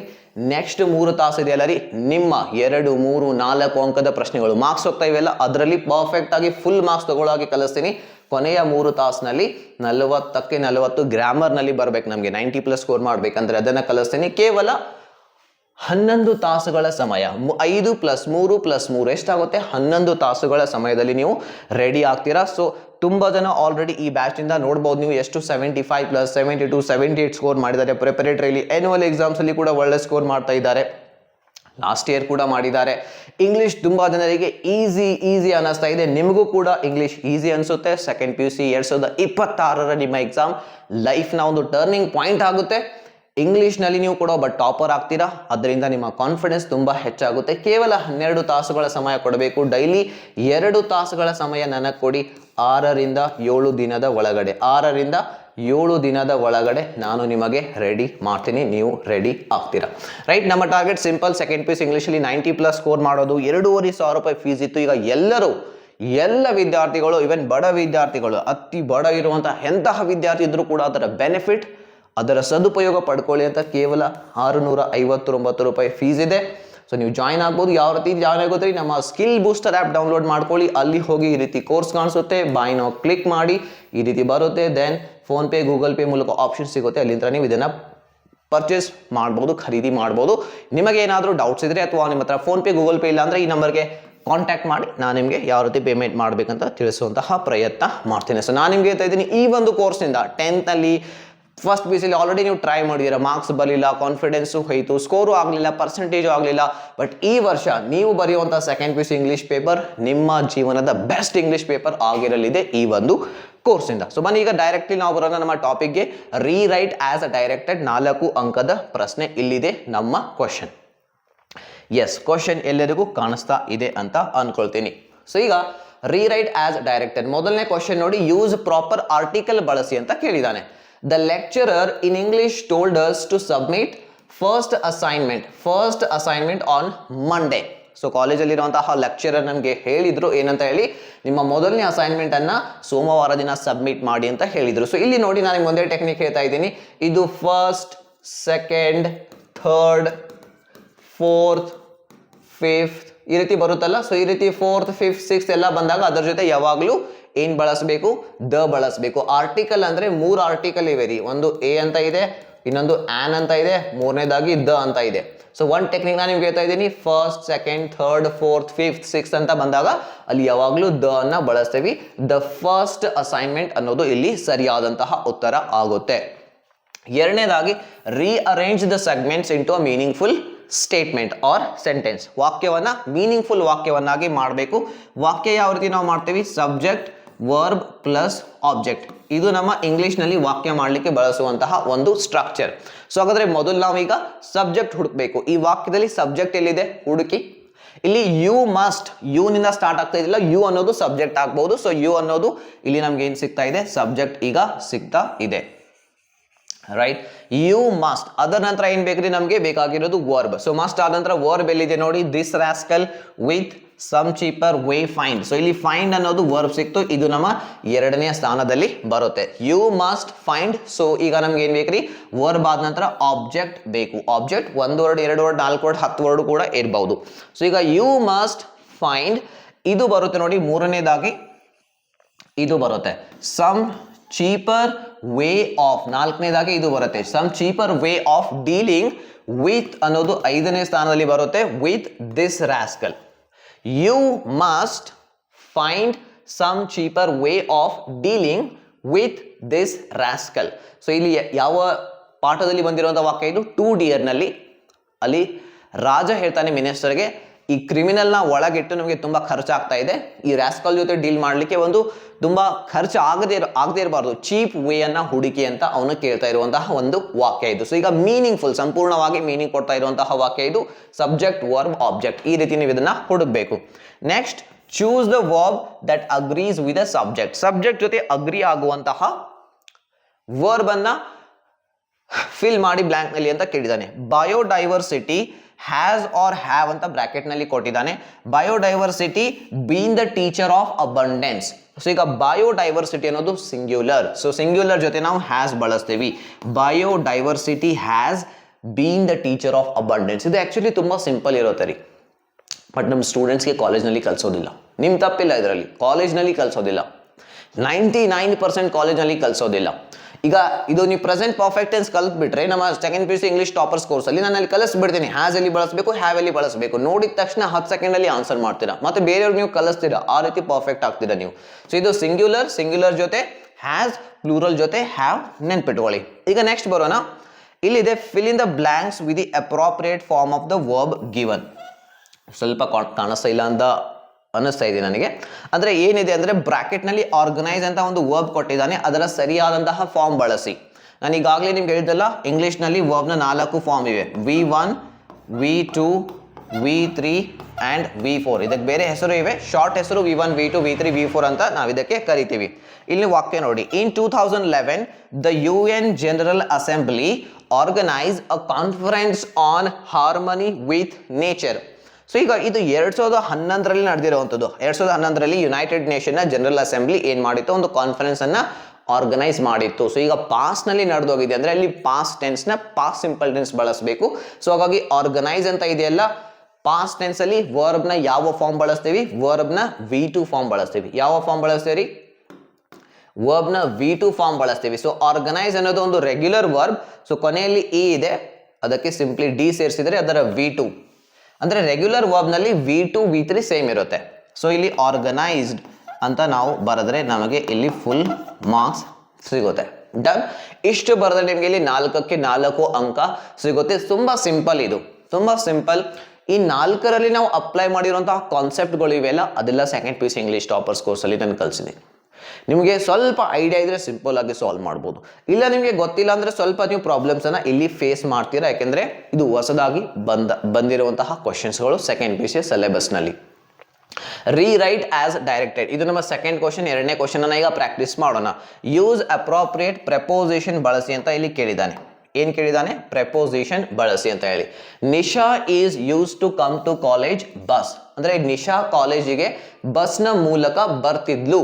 ಸೊ ಈಗ ಬಸ್ ನ ಮೂಲಕ ಅಂತ ಹೇಳಲಿಕ್ಕೆ ಯಾವ ಪ್ರೆಪೋಸಿಷನ್ ಇಲ್ಲಿ ಬಳಸ್ತೀರಾ? ಇಲ್ಲಿ ನೋಡಿ, ಬಸ್ ನ ಮೂಲಕ ನಾನು ಕಾಲೇಜ್ಗೆ ಹೋದೆ, ಬಸ್ ನ ಮೂಲಕ ನಾನು ಊರಿಗೆ ಹೋದೆ, ಟ್ರೈನ್ ನ ಮೂಲಕ ಹೋದೆ, ಆಟೋ ಮೂಲಕ ಹೋದೆ, ಟ್ಯಾಕ್ಸಿ ಮೂಲಕ ಹೋದೆ. ಅವುಗಳಲ್ಲಿ ನಾವು ಏನ್ ಬಳಸ್ತೀವಿ? ಅಲ್ಲಿ ನಾವು ಬೈ ಅನ್ನುವಂತಹ ಪ್ರೆಪೋಸಿಷನ್ ಬಳಸ್ತೀವಿ. ನೆನ್ಪಿಟ್ಕೊಳ್ಳಿ, ಯಾವುದು? ಬೈ ಅನ್ನುವಂತಹ ಪ್ರೆಪೋಸಿಷನ್. ಸೊ ಇದು ಒಂದಕ್ಕೆ ಅಷ್ಟೇ ಅಲ್ಲ, by bus, by train, by auto ಈ ರೀತಿ. ಬಟ್ ಬೈಕ್ ನಲ್ಲಿ ಹೋದ್ರೆ ಬೈ ಇಲ್ಲ, ಬೈಕ್ ನಲ್ಲಿ ಹೋದ್ರೆ ಆನ್ ಬೈಕ್. ನೆನ್ಪಿಟ್ಕೊಳ್ಳಿ, ಈ ಪ್ರೆಪೋಸಿಷನ್ ನೆನ್ಪಿಟ್ಕೊಳ್ಳಿ. Second one, rearrange the above segments into a meaningful sentence. ಈ ವಾಕ್ಯವನ್ನ ಅರ್ಥಪೂರ್ಣವಾಗಿರುವಂತಹ ವಾಕ್ಯ ಮಾಡಿ. ವಾಕ್ಯ ಯಾವ ರೀತಿ ಮಾಡ್ತೀವಿ ಇಂಗ್ಲಿಷಲ್ಲಿ? ಸಬ್ಜೆಕ್ಟ್, ಅದರ ನಂತರ ವರ್ಬ್ ಪ್ಲಸ್ ಆಬ್ಜೆಕ್ಟ್. ಸೊ ಈಗ ನಾವು ನೋಡೋಣ. ಮೊದಲು ಸಬ್ಜೆಕ್ಟ್ ನಾವು ಇದರಲ್ಲಿ ಹುಡುಕಬೇಕು. ಸೊ ಈ ವಾಕ್ಯದಲ್ಲಿ ಸಬ್ಜೆಕ್ಟ್ ಇಲ್ಲಿದೆ ನೋಡಿ, every it's own language country has. So ಈಗ ಎವ್ರಿ ಇದರಿಂದ ನಮ್ದು ಸಬ್ಜೆಕ್ಟ್ ಸ್ಟಾರ್ಟ್ ಆಗ್ತಾ ಇದೆ. ಸೊ ಇದು ಮೊದಲನೇ ಸ್ಥಾನದಲ್ಲಿ ಬರುತ್ತೆ. ಎವ್ರಿ ಕಂಟ್ರಿ ಅನ್ನೋದು ನಮ್ದು ಏನಾಯ್ತು? ಸಬ್ಜೆಕ್ಟ್ ಆಯಿತು. ಅದ್ರ ನಂತರ ವರ್ಬ್ ನಾವೀಗ ಹುಡುಕ್ಬೇಕು. ಎವ್ರಿ ಕಂಟ್ರಿ, ಇಲ್ಲಿರೋದು ವರ್ಬ್ ನೋಡಿ, ಹ್ಯಾಸ್ ಅನ್ನೋದು ವರ್ಬ್ ಆಗುತ್ತೆ. Every country has, every country has. ಈಗ ನಮ್ಮ object every country has its 4ನೇ ಸ್ಥಾನದಲ್ಲಿ ಬರುತ್ತೆ. 5ನೇದಾಗಿ own language. Every country has its own language. ಇಷ್ಟು ಬರೆದ್ರೆ ಇಲ್ಲಿ ನಮಗೆ 1 ಅಂಕ ಸಿಕ್ತು. ಇನ್ನು ಬರೋಣ next. Use an appropriate verb that agrees with subject. Subject ಜೊತೆ ಅಗ್ರಿ ಅಂದ್ರೆ ಮ್ಯಾಚ್ ಆಗುವಂತಹ ವರ್ಬ್ ಬಳಸಿ. ಈಸ್ ಆರ್ ಅಂತ ಬ್ರಾಕೆಟ್ ನಲ್ಲಿ ಕೊಟ್ಟಿದ್ದಾನೆ. ಈಗ ಸಬ್ಜೆಕ್ಟ್ ನಮ್ದು ಇಲ್ಲಿದೆ, ಒನ್ ಆಫ್ ಮೈ ಫ್ರೆಂಡ್ಸ್. ಇದನ್ನು ನೀವು ಜಸ್ಟ್ ನನಗೆ ತಿಳಿಸಿ, ಸಿಂಗ್ಯುಲರ ಪ್ಲೂರಲ ಅಂದ್ರೆ ಏಕವಚನನ ಬಹುವಚನನ? ತುಂಬಾ ಜನ ಹೇಳ್ತಾರೆ ಸರ್ ಇಲ್ಲಿ ಫ್ರೆಂಡ್ಸ್ ಇದೆ, ಇದು ಪ್ಲೂರಲ್ ಅಂತ ಹೇಳಿ. ನಿಮಗೆ ಕನ್ಫ್ಯೂಸ್ ಮಾಡಲಿಕ್ಕೆ ಕೊಟ್ಟಿರುವಂತಹ ಒಂದು ಕ್ವಶನ್ ಇದು. ಸೊ ಬನ್ನಿ ಇದನ್ನು ನಿಮಗೆ ಅರ್ಥ ಮಾಡಿಸ್ತೀನಿ. ಒನ್ ಆಫ್ ಮೈ ಫ್ರೆಂಡ್ಸ್ ಅಂದ್ರೆ ಅನ್ಕೊಳ್ಳಿ, ನಿಮ್ಮ ಫ್ರೆಂಡ್ಸ್ ನಲ್ಲಿ ನಿಮ್ಮ ಫ್ರೆಂಡ್ಸ್ ಒಬ್ಬರೇ ಇದ್ದಾರಾ? ಇಲ್ಲ, ಅಟ್ಲೀಸ್ಟ್ ಒಂದು 10-15 ಜನ, 4-5 ಜನ ಆದರೂ ಇರ್ತಾರೆ. ಸೊ 4 ಜನ ನಿಮ್ಮ ಫ್ರೆಂಡ್ಸ್ ಇರ್ತಾರೆ. ಆ ಫ್ರೆಂಡ್ಸ್ಗಳಲ್ಲಿ ಒಬ್ಬ, ನಿಮ್ಮ 4 ಫ್ರೆಂಡ್ಸ್ಗಳಲ್ಲಿ ಒಬ್ಬ, ಸಿಂಗ್ಯುಲರ್ ಪ್ಲೂರಲ್? ಸಿಂಗ್ಯುಲರ್ ರೀ. ನಿಮ್ಮ 4 ಫ್ರೆಂಡ್ಸ್ಗಳಲ್ಲಿ ಒಬ್ಬ ಅಂತ ಈ ವಾಕ್ಯ ನಮ್ಗೆ ಹೇಳ್ತಾ ಇದೆ. ಒನ್ ಅಂತ ಇದೆಯಲ್ಲ, ಒನ್ ಅಂದ್ರೆ ಏಕವಚನ. ಒನ್ ಆಫ್ ಮೈ ಫ್ರೆಂಡ್ಸ್, ನನ್ನ ಗೆಳೆಯರಲ್ಲಿ ಒಬ್ಬ, ಸಿಂಗ್ಯುಲರ್ ಆಯಿತು. ಸೊ ನಾನು ಈಗಾಗಲೇ ನಿಮಗೆ ಪ್ಯಾಸಿವ್ ವಾಯ್ಸ್ ನಲ್ಲಿ ಕಲಿಸಿದೆ. ಈಸ್ ಆರ್ ನಲ್ಲಿ ಈಸ್ ಅನ್ನ ಸಿಂಗ್ಯುಲರ್ ಜೊತೆ ಬಳಸ್ತೀವಿ. One of my friends is living in Mysuru. ನನ್ನ ಗೆಳೆಯರಲ್ಲಿ ಒಬ್ಬ ಮೈಸೂರಿನಲ್ಲಿ ಇರ್ತಾನೆ. ಇಷ್ಟು ಬರೆದ್ರೆ ಇಲ್ಲಿ ನಮಗೆ 1 ಅಂಕ ಸಿಗುತ್ತೆ. ಕೊನೆಯದಾಗಿ appropriate form of the verb given in the bracket. Bracket ನಲ್ಲಿ ಒಂದು ವರ್ಬ್ ಕೊಟ್ಟಿದ್ದಾನೆ, ಗೋ ಅಂತ ಹೇಳಿ, ಅದರ ಸರಿಯಾದಂತಹ ಫಾರ್ಮ್ ಬಳಸಿ ಅಂತ ಕೇಳಿದ್ದಾನೆ. ಬನ್ನಿ ಅರ್ಥ ಮಾಡಿಕೊಳ್ಳೋಣ. Priya go to office by car every day. Priya ಪ್ರತಿದಿನ ಆಫೀಸ್ಗೆ ಕಾರ್ನ ಮೂಲಕ ಹೋಗುತ್ತಾಳೆ. ಸೊ ಈಗ ಪ್ರತಿದಿನ ನಡೆಯುವಂತಹ ಒಂದು ಕ್ರಿಯೆ, ಪ್ರತಿದಿನ ಅವಳು ಆಫೀಸ್ಗೆ ಹೋಗ್ತಾಳೆ ಕಾರ್ನ ಮೂಲಕ. ಪ್ರತಿದಿನ ನಡೆಯುವಂತಹ ಆಕ್ಷನ್ಗಳನ್ನ, ಕ್ರಿಯೆಗಳನ್ನ ನಮ್ಮ ಇಂಗ್ಲಿಷ್ ನಲ್ಲಿ ಪ್ರೆಸೆಂಟ್ ಸಿಂಪಲ್ ಟೆನ್ಸ್ ನಲ್ಲಿ ಹೇಳ್ತೀವಿ. ಯಾವ ಟೆನ್ಸ್ ರೀ? Present simple tense. Present simple tense ನಲ್ಲಿ ಹೇಳ್ತೀವಿ. ಸೊ ಈಗ ಪ್ರೆಸೆಂಟ್ ಸಿಂಪಲ್ ಟೆನ್ಸ್ ನಲ್ಲಿ ಒಂದು ರೂಲ್ ಇದೆ. ನೀವು ನಮ್ಮ ಟಾಪರ್ಸ್ ಕೋರ್ಸ್ ನ ಸ್ಟೂಡೆಂಟ್ಸ್ ಆಗಿದ್ರೆ ಇದನ್ನು ಕಲಿಸಿದ್ದೀನಿ 10 ಸಲ ಹೇಳಿ. ಈಗ ನೀವು ಆನ್ಸರ್ ನನಗೆ ಕಾಮೆಂಟ್ ನಲ್ಲಿ ತಿಳಿಸಿ. Priya go to office. So present simple tense ಅಲ್ಲಿ ಒಂದು ರೂಲ್ ಇದೆ. 3rd ಪರ್ಸನ್ ಸಿಂಗ್ಯುಲರ್ ಇದ್ದಾಗ ವರ್ಬ್ಗೆ ನಾವು ಏನ್ ಸೇರಿಸ್ಬೇಕ್ರಿ? ವರ್ಬ್ಗೆ ನಾವು ಎಸ್ ಅಥವಾ ಇ ಎಸ್ ಅನ್ನ ಸೇರಿಸಬೇಕು, ಎಸ್ ಅಥವಾ ಇ ಎಸ್ ಸೇರಿಸಬೇಕು. ಆದರೆ ಇಲ್ಲಿ ಗೋ ಅನ್ನುವಂತಹ ವರ್ಬ್ ಜೊತೆ ನಾವು ಇ ಎಸ್ ಸೇರಿಸ್ತೇವೆ. ಸೊ ಹಾಗಾದ್ರೆ ಇದು ಆಗುತ್ತೆ ಗೋಸ್. 90% 95% ವರ್ಬ್ ಜೊತೆಯಲ್ಲಿ ಎಸ್ ಸೇರಿಸ್ತೀವಿ. ಬಟ್ ಕೆಲವೊಂದು ವರ್ಬ್ಸ್ ಇವೆ ಲೈಕ್ ಗೋ ಆಗಿರ್ಬೋದು, ಟೀಚ್ ಆಗಿರ್ಬೋದು, ಅದರ ಜೊತೆ ಇ ಎಸ್ ಸೇರಿಸ್ತೀವಿ. ಸೊ ಈಗ ಗೋಗೆ ನಾವು ಇ ಎಸ್ ಸೇರಿಸಿದ್ವಿ. Priya goes to office by car every day. So ಇಲ್ಲಿ ನಮಗೆ 4ಕ್ಕೆ 4 ಅಂಕ ಸಿಗುತ್ತೆ. ಇನ್ನೊಂದು ಕ್ವಶನ್ ಪ್ರಾಕ್ಟೀಸ್ ಮಾಡೋಣ. ನಾನು ಹೇಳ್ತಾ ಇರುವಂತಹ ಕಾನ್ಸೆಪ್ಟ್ ಅರ್ಥ ಮಾಡ್ಕೊಳ್ಳಿ. ಇದೇ ಕ್ವಶನ್ಸ್ ಇದೇ ರೀತಿ ಬೇರೆ ಕ್ವಶನ್ಸ್ ಬಂದಿರ್ತಾವೆ ಎಕ್ಸಾಮ್ಸ್ ಅಲ್ಲಿ ನಿಮಗೆ ಹೆಲ್ಪ್ ಆಗುತ್ತೆ. ಈಗ ಈಸ್ ಆಮ್ ಆರ್ ಬಂದಾಗ ಸುಲಭವಾಗಿ ಈಸಲ್ಲಿ ಆಮ್ ಅಲ್ಲಿ ಡಿಸೈಡ್ ನೀವು ಮಾಡ್ಬೋದು. ನಾಳೆ ಇದೇ ರೀತಿ ಒಂದು ಬೇರೆ ಕ್ವಶನ್ಸ್ ಬಂದಾಗ ಎಸ್ ಇ ಎಸ್ ಎಲ್ಲಿ ಸೇರಿಸಬೇಕು ಅನ್ನೋದು ನಿಮಗೆ ಗೊತ್ತಾಗುತ್ತೆ. ಇಲ್ಲೊಂದು ಸಬ್ಜೆಕ್ಟ್ ವರ್ಬ್ ಅಗ್ರಿಮೆಂಟ್ ಹೇಳಿದೆ, ಈ ವಾಕ್ಯವನ್ನ ಯಾವ ರೀತಿ ಸರಿ ಮಾಡಿ ಮೀನಿಂಗ್ಫುಲ್ ವಾಕ್ಯ ಮಾಡಿ ಬರಿಬೇಕು ಅನ್ನೋದು ಕಾನ್ಸೆಪ್ಟ್ ಅರ್ಥ ಮಾಡ್ಕೊಳ್ಳಿ. ಇನ್ನು ನೆಕ್ಸ್ಟ್ ಇನ್ನೊಂದು ಕ್ವಶನ್, ಇದು ನಮ್ಮ ಲಾಸ್ಟ್ ಕ್ವಶನ್. ಯಾವುದರಲ್ಲಿ? ರೀರೈಟ್ ಆಸ್ ಡೈರೆಕ್ಟೆಡ್ ನಲ್ಲಿ ನಮ್ಮ last question. Use proper article. ಮತ್ತೆ ಆರ್ಟಿಕಲ್ ಮೇಲೆ ಈ ಬಾರಿ ಕೇಳಿದ್ದಾನೆ. ಸೊ ಆರ್ಟಿಕಲ್ ಅಂದ್ರೆ ಯಾವುದು? ಎ, ಆನ್ ಮತ್ತು ದ ಅನ್ನುವಂಥದ್ದು 3 ಆರ್ಟಿಕಲ್ಸ್ ನಮ್ಮ ಹತ್ರ ಇವೆ ಇಂಗ್ಲಿಷ್ ನಲ್ಲಿ. Copernicus said that earth revolves around the sun. Copernicus ಹೇಳಿದ ಏನು? ಭೂಮಿ ಸೂರ್ಯನ ಸುತ್ತ ಸುತ್ತುತ್ತದೆ. ಸೊ ಇಲ್ಲಿ ಸಿಂಪಲ್ ಒಂದು ಕಾನ್ಸೆಪ್ಟ್ ಹೇಳ್ತಾ ಇದ್ದೀನಿ ನಿಮಗೆ. ಜಗತ್ನಲ್ಲಿ ಭೂಮಿ ಎಷ್ಟಿದೆ? ಭೂಮಿಗಳು ಒಂದೇ ಇದೆ, ಒಂದೇ ಭೂಮಿ ಇದೆ, ರೈಟ್? ಹೌದಾ? ಅದೇ ರೀತಿ ತಾಜ್ ಮಹಲ್ ಒಂದೇ ಇದೆ, ಕೆಂಪು ಕೋಟೆ ಒಂದೇ ಇದೆ, ಭಾರತ ಒಂದೇ ಇದೆ. ಸೊ ಇಂತಹ ಜಗತ್ನಲ್ಲಿ ಒಂದೇ ಇರುವಂತಹ ವಸ್ತುಗಳು, ಸೂರ್ಯ ಒಂದೇ ಇದೆ, ಚಂದ್ರ ಒಂದೇ ಇದೆ, ಒಂದೇ ಇರುವಂತಹ ವಸ್ತುಗಳ ಜೊತೆಯಲ್ಲಿ ನಾವು ಯಾವಾಗಲೂ ದ ಬಳಸ್ತೀವಿ. ಸೊ ಹಾಗಾಗಿ ನಾವಿಲ್ಲಿ ದ ಬಳಸಬೇಕು. Copernicus said that the earth revolves around the sun. Simple, ನೆನ್ಪಿಟ್ಕೊಳ್ಳಿ ಕಾನ್ಸೆಪ್ಟ್. ದ ಯಾವಾಗ ಬಳಸ್ತೀವಿ? ಜಗತ್ನಲ್ಲಿ ಒಂದೇ ಇರುವಂತಹ ವಸ್ತುಗಳಿಗೆ ಹೇಳಲಿಕ್ಕೆ ನಾವು ದ ಅನ್ನ ಬಳಸ್ತೀವಿ.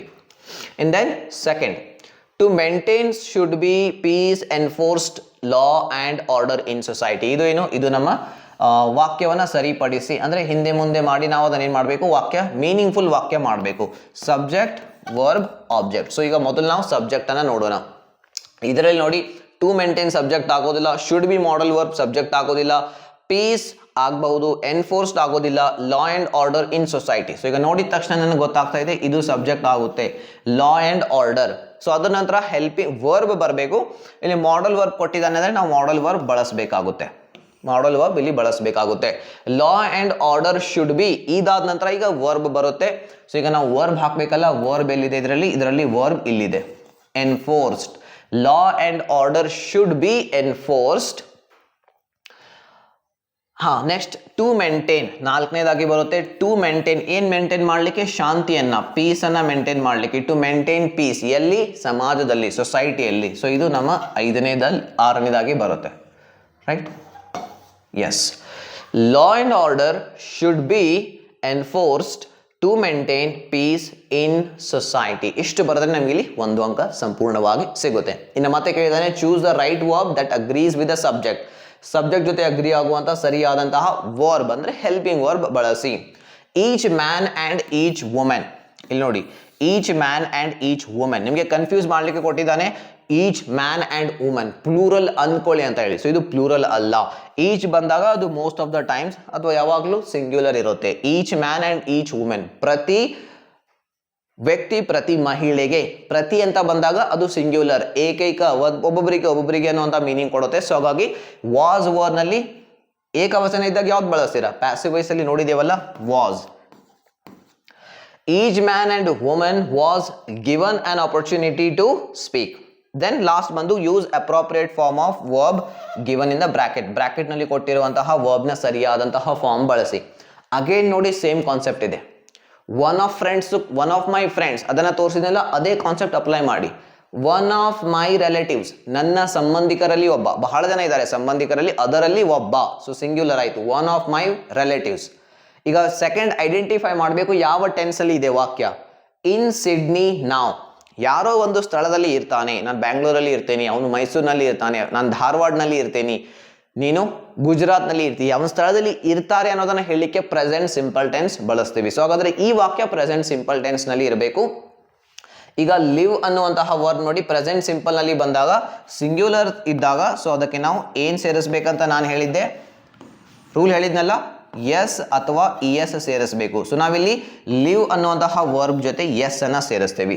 One of my relatives lives in Sydney now. ನನ್ನ ಸಂಬಂಧಿಕರಲ್ಲಿ ಒಬ್ಬ ಸಿಡ್ನಿಯಲ್ಲಿ ಇರ್ತಾನೆ. ಈ ರೀತಿ ನಾವು ಇದಕ್ಕೆ ಆನ್ಸರ್ ಮಾಡಿದರೆ ನಮಗೆ 4ಕ್ಕೆ 4 ಅಂಕ ಸಿಗುತ್ತೆ. ಅರ್ಥ ಆಯ್ತಾ? ಹೇಗೆ ಅನಿಸ್ತಾ ಇದೆ ಕ್ಲಾಸ್? ಕಾಮೆಂಟ್ನಲ್ಲಿ ತಿಳಿಸಿ ಹೇಗೆ ಅನಿಸ್ತಾ ಇದೆ ಕ್ಲಾಸ್. ಇನ್ನು ನೆಕ್ಸ್ಟ್ ಟಾಪಿಕ್ಗೆ ನಾವೀಗ ಬರೋಣ. ಲಿಂಕರ್ಸ್ ಅನ್ನುವಂತಹ ಟಾಪಿಕ್ 4 ಅಂಕ ಇರುತ್ತೆ. ಲಿಂಕರ್ಸ್ ನಲ್ಲಿ ನೋಡಿ 4ಕ್ಕೆ 4 ಅಂಕ ತಗೋಬೇಕಂದ್ರೆ ತುಂಬಾ ಸಿಂಪಲ್. ಒಂದು, ನೀವು ಕೊಟ್ಟಿರುವಂತಹ ಪ್ಯಾರಾಗ್ರಾಫ್ ಅನ್ನ ಅರ್ಥ ಮಾಡ್ಕೋಬೇಕು. ಪ್ಯಾರಾಗ್ರಾಫ್ ಅರ್ಥ ಮಾಡ್ಕೊಳ್ಳಿಲ್ಲ ಅಂದ್ರೆ ಟೆಕ್ನಿಕ್ಸ್ ನಿಮ್ದು ವರ್ಕ್ ಆಗೋದಿಲ್ಲ. ಪ್ಯಾರಾಗ್ರಾಫ್ ಅರ್ಥ ಮಾಡ್ಕೋಬೇಕು. ಕೊಟ್ಟಿರುವಂತಹ ಲಿಂಕರ್ಸ್ ಇರ್ತಾವಲ್ಲ, ಆ ಲಿಂಕರ್ಸ್ ಗಳಿಗೆ ನಾವು ಕಂಜಂಕ್ಷನ್ಸ್ ಅಂತ ಕೂಡ ಕರಿತೀವಿ ನಮ್ಮ ಇಂಗ್ಲಿಷ್ ನಲ್ಲಿ. ಸೊ ಅವುಗಳ ಮೀನಿಂಗ್ ಗೊತ್ತಿರ್ಬೇಕು ನಿಮ್ಗೆ, ಹೌದಾ? ಇವುಗಳ ಮೀನಿಂಗ್ ಗೊತ್ತಿಲ್ಲ ಅಂದ್ರೆ ಹೇಗೆ ಬಳಸಬೇಕು, ಎಲ್ಲಿ ಹಾಕಬೇಕು ವಾಕ್ಯದಲ್ಲಿ ಅನ್ನೋದು ಗೊತ್ತಾಗೋದಿಲ್ಲ. ಸೊ ಹಾಗಾದ್ರೆ ಫಸ್ಟ್ ನಾವು ಅದನ್ನೇ ನೋಡ್ಕೊಂಡ್ಬಿಡೋಣ. ಲಿಂಕರ್ಸ್ ಅಂದ್ರೆ ಏನು? ಲಿಂಕರ್ಸ್ ನೋಡ್ಕೊಂಡ್ಬಿಡೋಣ ಫಾಸ್ಟ್ ಆಗಿ. ಲಿಂಕರ್ಸ್ ಅಂದ್ರೆ ವಾಕ್ಯ ಕನೆಕ್ಟ್ ಮಾಡ್ಲಿಕ್ಕೆ ಬಳಸುವಂತ ಪದಗಳು. ಫಾರ್ ಎಕ್ಸಾಂಪಲ್ ನೋಡಿ, ನಮ್ಮ ಕನ್ನಡದಲ್ಲಿ ಅರ್ಥ ಮಾಡಿಸ್ತೇನೆ. ಅವನು ಬರ್ತೀನಿ ಅಂತ ಹೇಳಿದ್ದ ಆದ್ರೆ ಬರ್ಲಿಲ್ಲ, ಬರ್ತೀನಿ ಅಂತ ಹೇಳಿದ್ದ ಬರ್ಲಿಲ್ಲ, ಈ 2 ವಾಕ್ಯ ಕನೆಕ್ಟ್ ಮಾಡ್ಲಿಕ್ಕೆ ಆದರೆ ಬಳಸಿದ್ದೀನಿ, ಹೌದಾ? ಎರಡನೇದಾಗಿ ನೋಡಿ, ಅವನು ನನಗೆ ಕಾಲ್ ಮಾಡಲಿಲ್ಲ, ಕಾಲೇಜಿಗೆ ನಾನೊಬ್ನೇ ಹೋದೆ. ಅವನು ನನಗೆ ಕಾಲ್ ಮಾಡಲಿಲ್ಲ, ಹಾಗಾಗಿ ಕಾಲೇಜಿಗೆ ನಾನೊಬ್ನೇ ಹೋದೆ. ಹಾಗಾಗಿ ಏನ್ ಮಾಡ್ತಾ ಇದೆ? ಈ 2 ವಾಕ್ಯಗಳನ್ನ ಕನೆಕ್ಟ್ ಮಾಡ್ತಾ ಇದೆ. ಮೂರನೇದಾಗಿ ನೋಡಿ, ಅವಳು ಹೆಲ್ಪ್ ಮಾಡ್ತೀನಿ ಅಂತ ಹೇಳಿದ್ಲು, ಆದ್ರೆ ಕೊನೆಯಲ್ಲಿ ಕೈ ಕೊಟ್ಲು. ಆದ್ರೆ ಕೊನೆಯಲ್ಲಿ ಕೈ ಕೊಟ್ಲು. ಇವೇನ್ ಮಾಡ್ತಾ ಇವೆ? 2 ವಾಕ್ಯಗಳನ್ನ ಇದು ಕನೆಕ್ಟ್ ಮಾಡ್ತಾ ಇದೆ, ಲಿಂಕ್ ಮಾಡ್ತಾ ಇದೆ. ಲಿಂಕ್ ಮಾಡೋದಕ್ಕೆ ನಾವು ಪದಗಳಿಗೆ ಲಿಂಕರ್ಸ್ ಅಂತ ಕರಿತೀವಿ ಇಂಗ್ಲಿಷ್ ನಲ್ಲಿ ಅಷ್ಟೇ. ಸೊ ಹಾಗಾದ್ರೆ ಕೆಲವೊಂದು ಲಿಂಕರ್ಸ್ ನೋಡ್ಕೋಣ, ಸಾಮಾನ್ಯವಾಗಿ ಬಳಸುವಂತಹ ಲಿಂಕರ್ಸ್ಗಳು. ಸೊ ಇಲ್ಲಿ ಆ್ಯಂಡ್ ಅಂದ್ರೆ ಮತ್ತು ಅಂತ ಅರ್ಥ, ಬಟ್ ಅಂದ್ರೆ ಆದರೆ ಅಂತ ಅರ್ಥ, ಹೌ ಎವರ್ ಅಂದ್ರೂ ಕೂಡ ಆದರೆ ಅನ್ನುವಂತಹ ಮೀನಿಂಗ್ ಕೊಡುತ್ತೆ. ಬಟ್ ಅಂಡ್ ಹೌ ಎವರ್ ಅಂದ್ರೆ ಆದರೆ ಅನ್ನುವಂತಹ ಮೀನಿಂಗ್ ಕೊಡುತ್ತೆ. ಎಟ್ ಲಾಸ್ಟ್ ಅಥವಾ ಫೈನಲಿ ಅಂದ್ರೆ ಕೊನೆಯಲ್ಲಿ ಅಂತ ಅರ್ಥ. ಸೊ ಇಲ್ಲಿ ಒಂದು ಟೆಕ್ನಿಕ್ ಹೇಳ್ತಾ ಇದ್ದೀನಿ. ಎಟ್ ಲಾಸ್ಟ್ ಅಥವಾ ಫೈನಲಿ ಅಂತ ಬಂದಿದ್ರೆ ಲಿಂಕರ್ಸ್ ನ ಕ್ವಶನ್ ಅಲ್ಲಿ ಲಾಸ್ಟ್ ಬ್ಲಾಂಕ್ ಇರುತ್ತಲ್ಲ, ಅಲ್ಲಿ ಬರುತ್ತೆ. ಇದು most likely 99% of the times. Besides ಅಂದ್ರೆ ಅದನ್ನ ಹೊರತುಪಡಿಸಿ, ಅದನ್ನ ಬಿಟ್ಟು. ಗ್ರಾಜುವಲಿ ಅಂದ್ರೆ ಕ್ರಮೇಣವಾಗಿ ಅನ್ನುವಂತಹ ಮೀನಿಂಗ್ ಕೊಡುತ್ತೆ. ವೆನ್ ಅಂದ್ರೆ ಯಾವಾಗ ಅಂತ ಅರ್ಥ. ಬಿಫೋರ್ ಅಂದ್ರೆ ಮೊದಲು. ಆಫ್ಟರ್ ಅಂದ್ರೆ ನಂತರ, ಅಂದ್ರೆ ಕ್ಲಾಸ್ಗಿಂತ ಮೊದಲು, ಬಿಫೋರ್ ದ ಕ್ಲಾಸ್, ಕ್ಲಾಸ್ನ ನಂತರ, after the class.